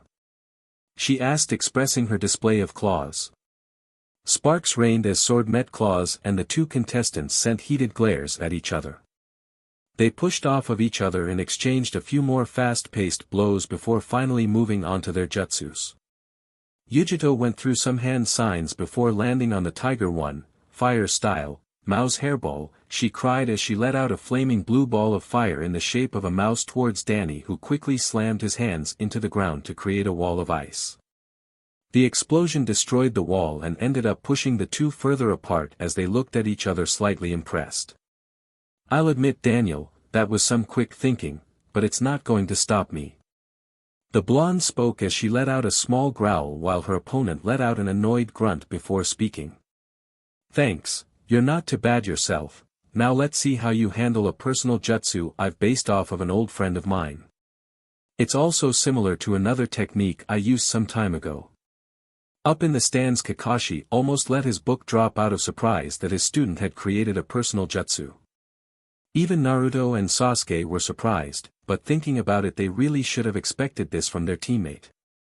Hiton style, guards of the far frozen. Danny slammed his hands into the ground and everyone let out a shiver as ice started to creep out from him. It wasn't that they were cold, it was just that the ice was actually taking shape into giant yeti-like creatures, each holding various weapons. In front of them stood a white creature with an ice arm that had visible ice bones in it as the snow and ice finally took shape due to chakra. As for the Halfa, he panted as he looked at the small army of 10 he had managed to summon, but smirked anyways. The technique was nowhere near to completion, as together all of them only barely scratched a quarter of the strength of a real warrior from the far frozen, but it was more than enough to give a person a run for their money.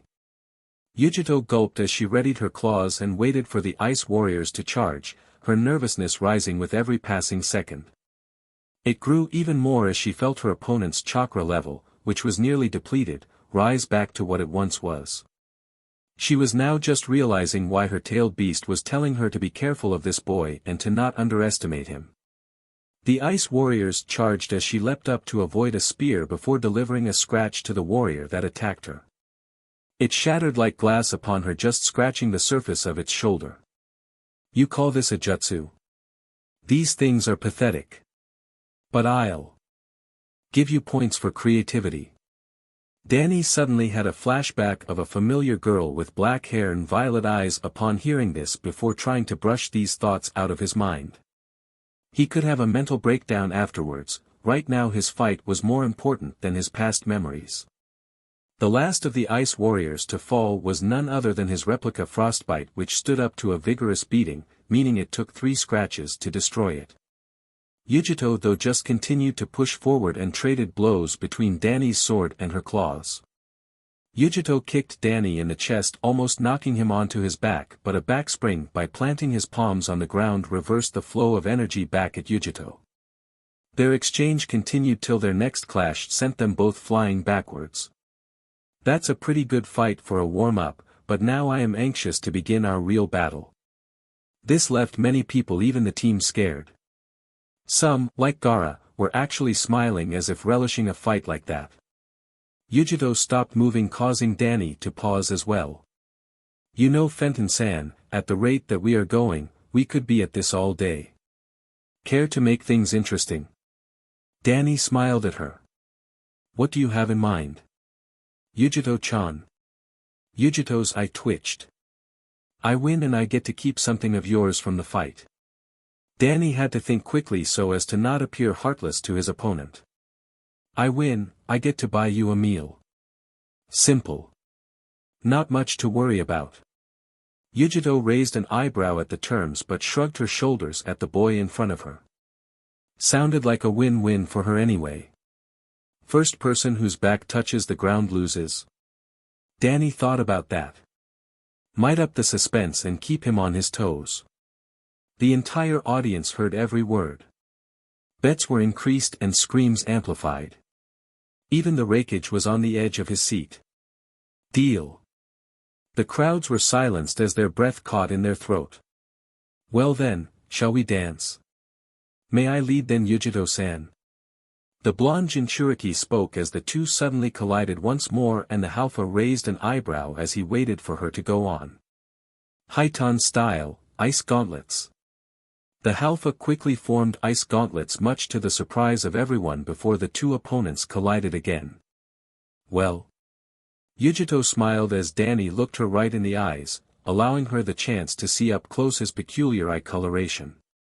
If anything, the both hair and eye colors matched perfectly on his face, so much that he would seem abnormal without it.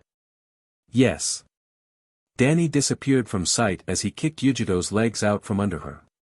She saved herself by planting her palm into the ground and pressed up with a kick into a random direction, causing Danny to shift back into view. How did you know where I was? She laughed at his question.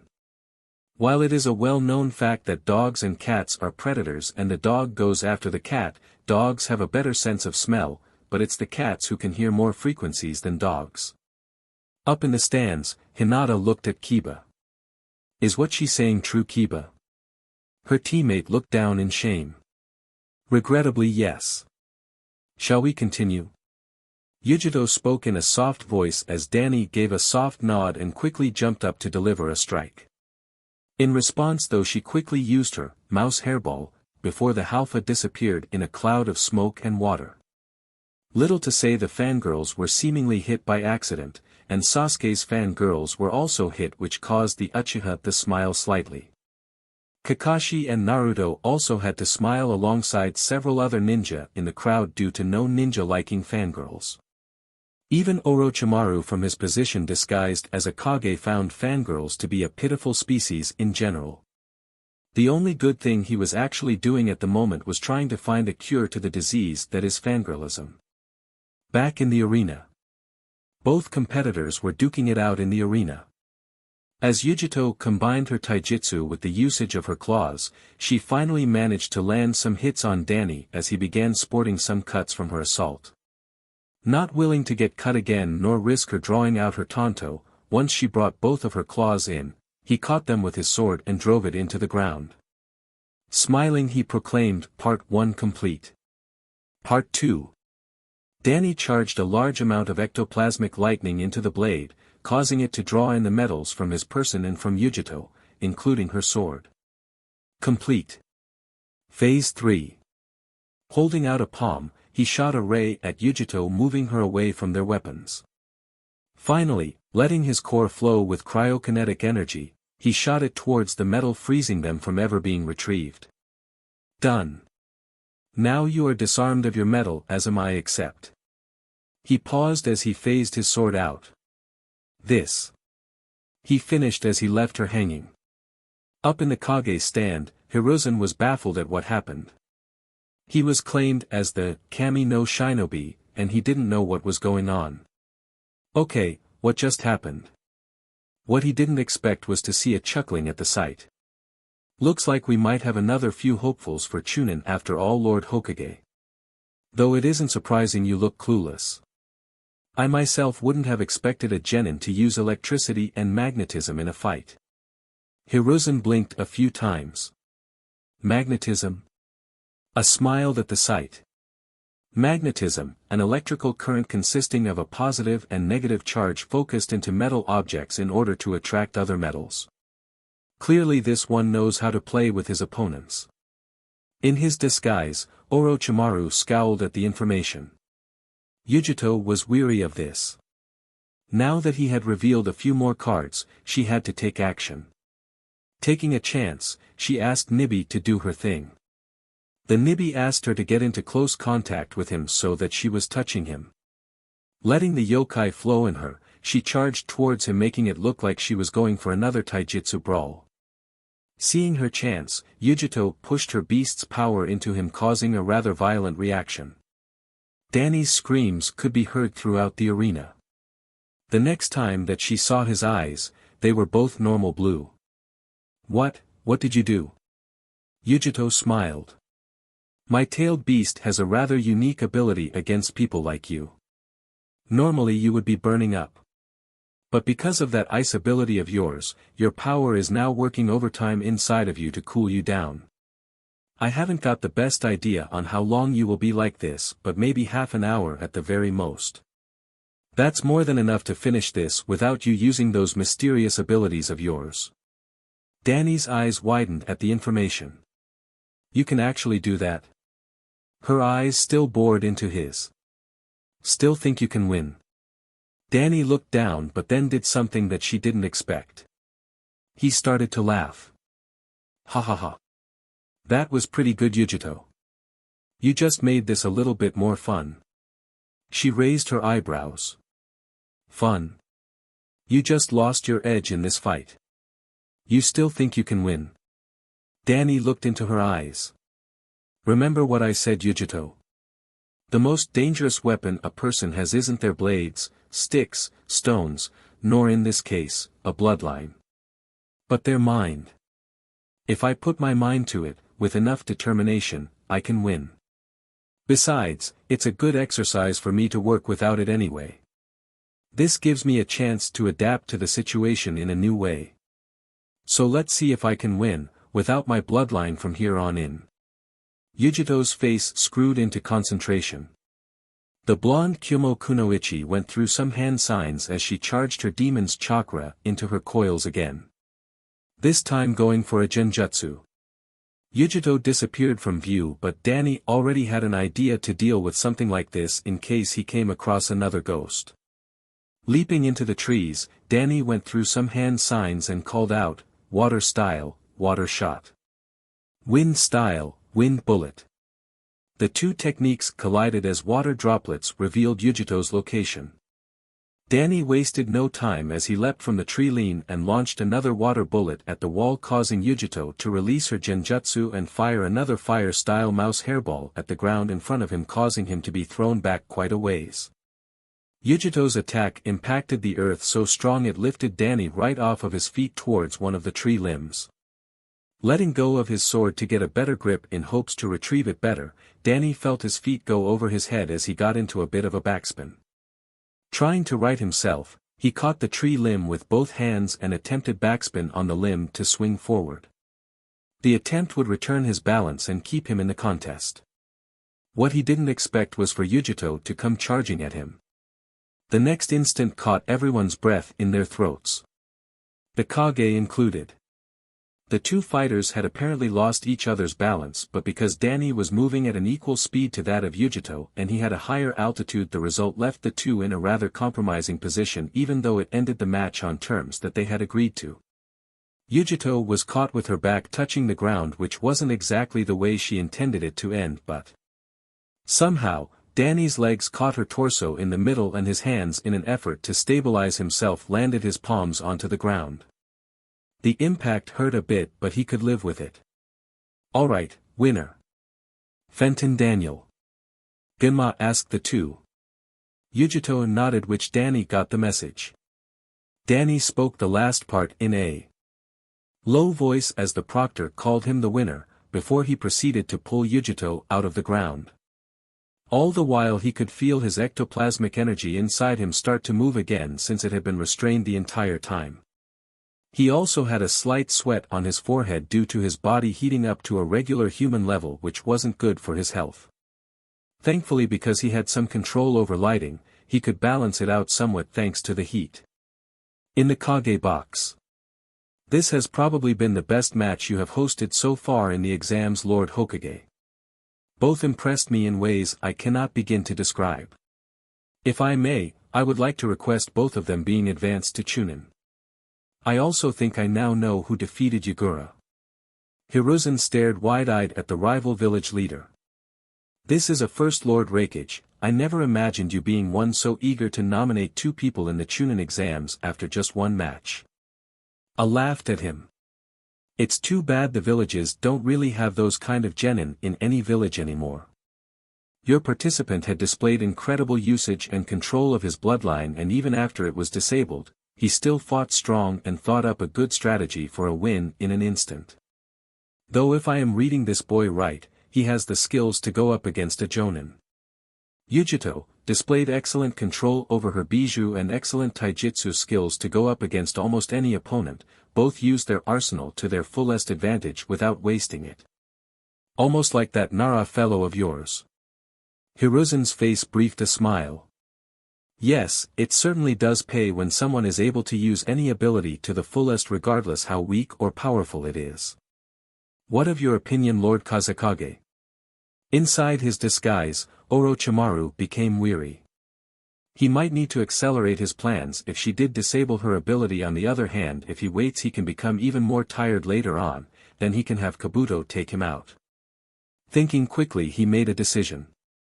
As a village leader, I can honestly say that both participants have what it takes to make Chunin after that display. Calling the earlier part of the match as a warm-up was a good way to raise the suspense. Alright, so we have two more candidates for Chunin then. Hiruzen concluded. Up in the stands everyone cheered and Naruto had a smile on his face as he clapped until hearing a voice next to him that made him jump. Danny has certain grown since his time here in Ninja World, it would appear. Oh, and it's nice to see you again, Naruto. Yugito's attack impacted the earth so strong it lifted Danny right off of his feet towards one of the tree limbs. Letting go of his sword to get a better grip in hopes to retrieve it better, Danny felt his feet go over his head as he got into a bit of a backspin. Trying to right himself, he caught the tree limb with both hands and attempted backspin on the limb to swing forward. The attempt would return his balance and keep him in the contest. What he didn't expect was for Yugito to come charging at him. The next instant caught everyone's breath in their throats. The Kage included. The two fighters had apparently lost each other's balance, but because Danny was moving at an equal speed to that of Yugito and he had a higher altitude, the result left the two in a rather compromising position, even though it ended the match on terms that they had agreed to. Yugito was caught with her back touching the ground, which wasn't exactly the way she intended it to end, but somehow, Danny's legs caught her torso in the middle and his hands, in an effort to stabilize himself, landed face to face, lips touching each other. The color drained from his face as he realized what this looked like. Around the arena, he and Yugito could hear Wolf whistle. Was leaking Ki everywhere. Leaf Genin, back away from my ward slowly. Danny back crawled away from Yugito. Not wanting to incite her Kage's wrath any more than it already is. Alright, do you wish to end the fight here? Genma nervously asked the two. Blushing, Yugito nodded, which Danny got the message. Yes, we most certainly do. Better to avoid anything else from the Raikage. You have 5 seconds to leave the arena, boy. I'm counting. Danny made like a madman and scrammed. Inside the blushing Yugito, Matatabi purred in contentment. You got yourself a keeper, kitten. Nibi. Up in the stands his sensei smiled. His student was becoming a man early. So alright folks, that's all for today. Stay tuned for part 5. Do subscribe, like and share for more such videos. Also check out the story and author Cray22 on FANFICTIONnet. Press the bell icon to be notified first on release. See you in the next video. Till then, goodbye.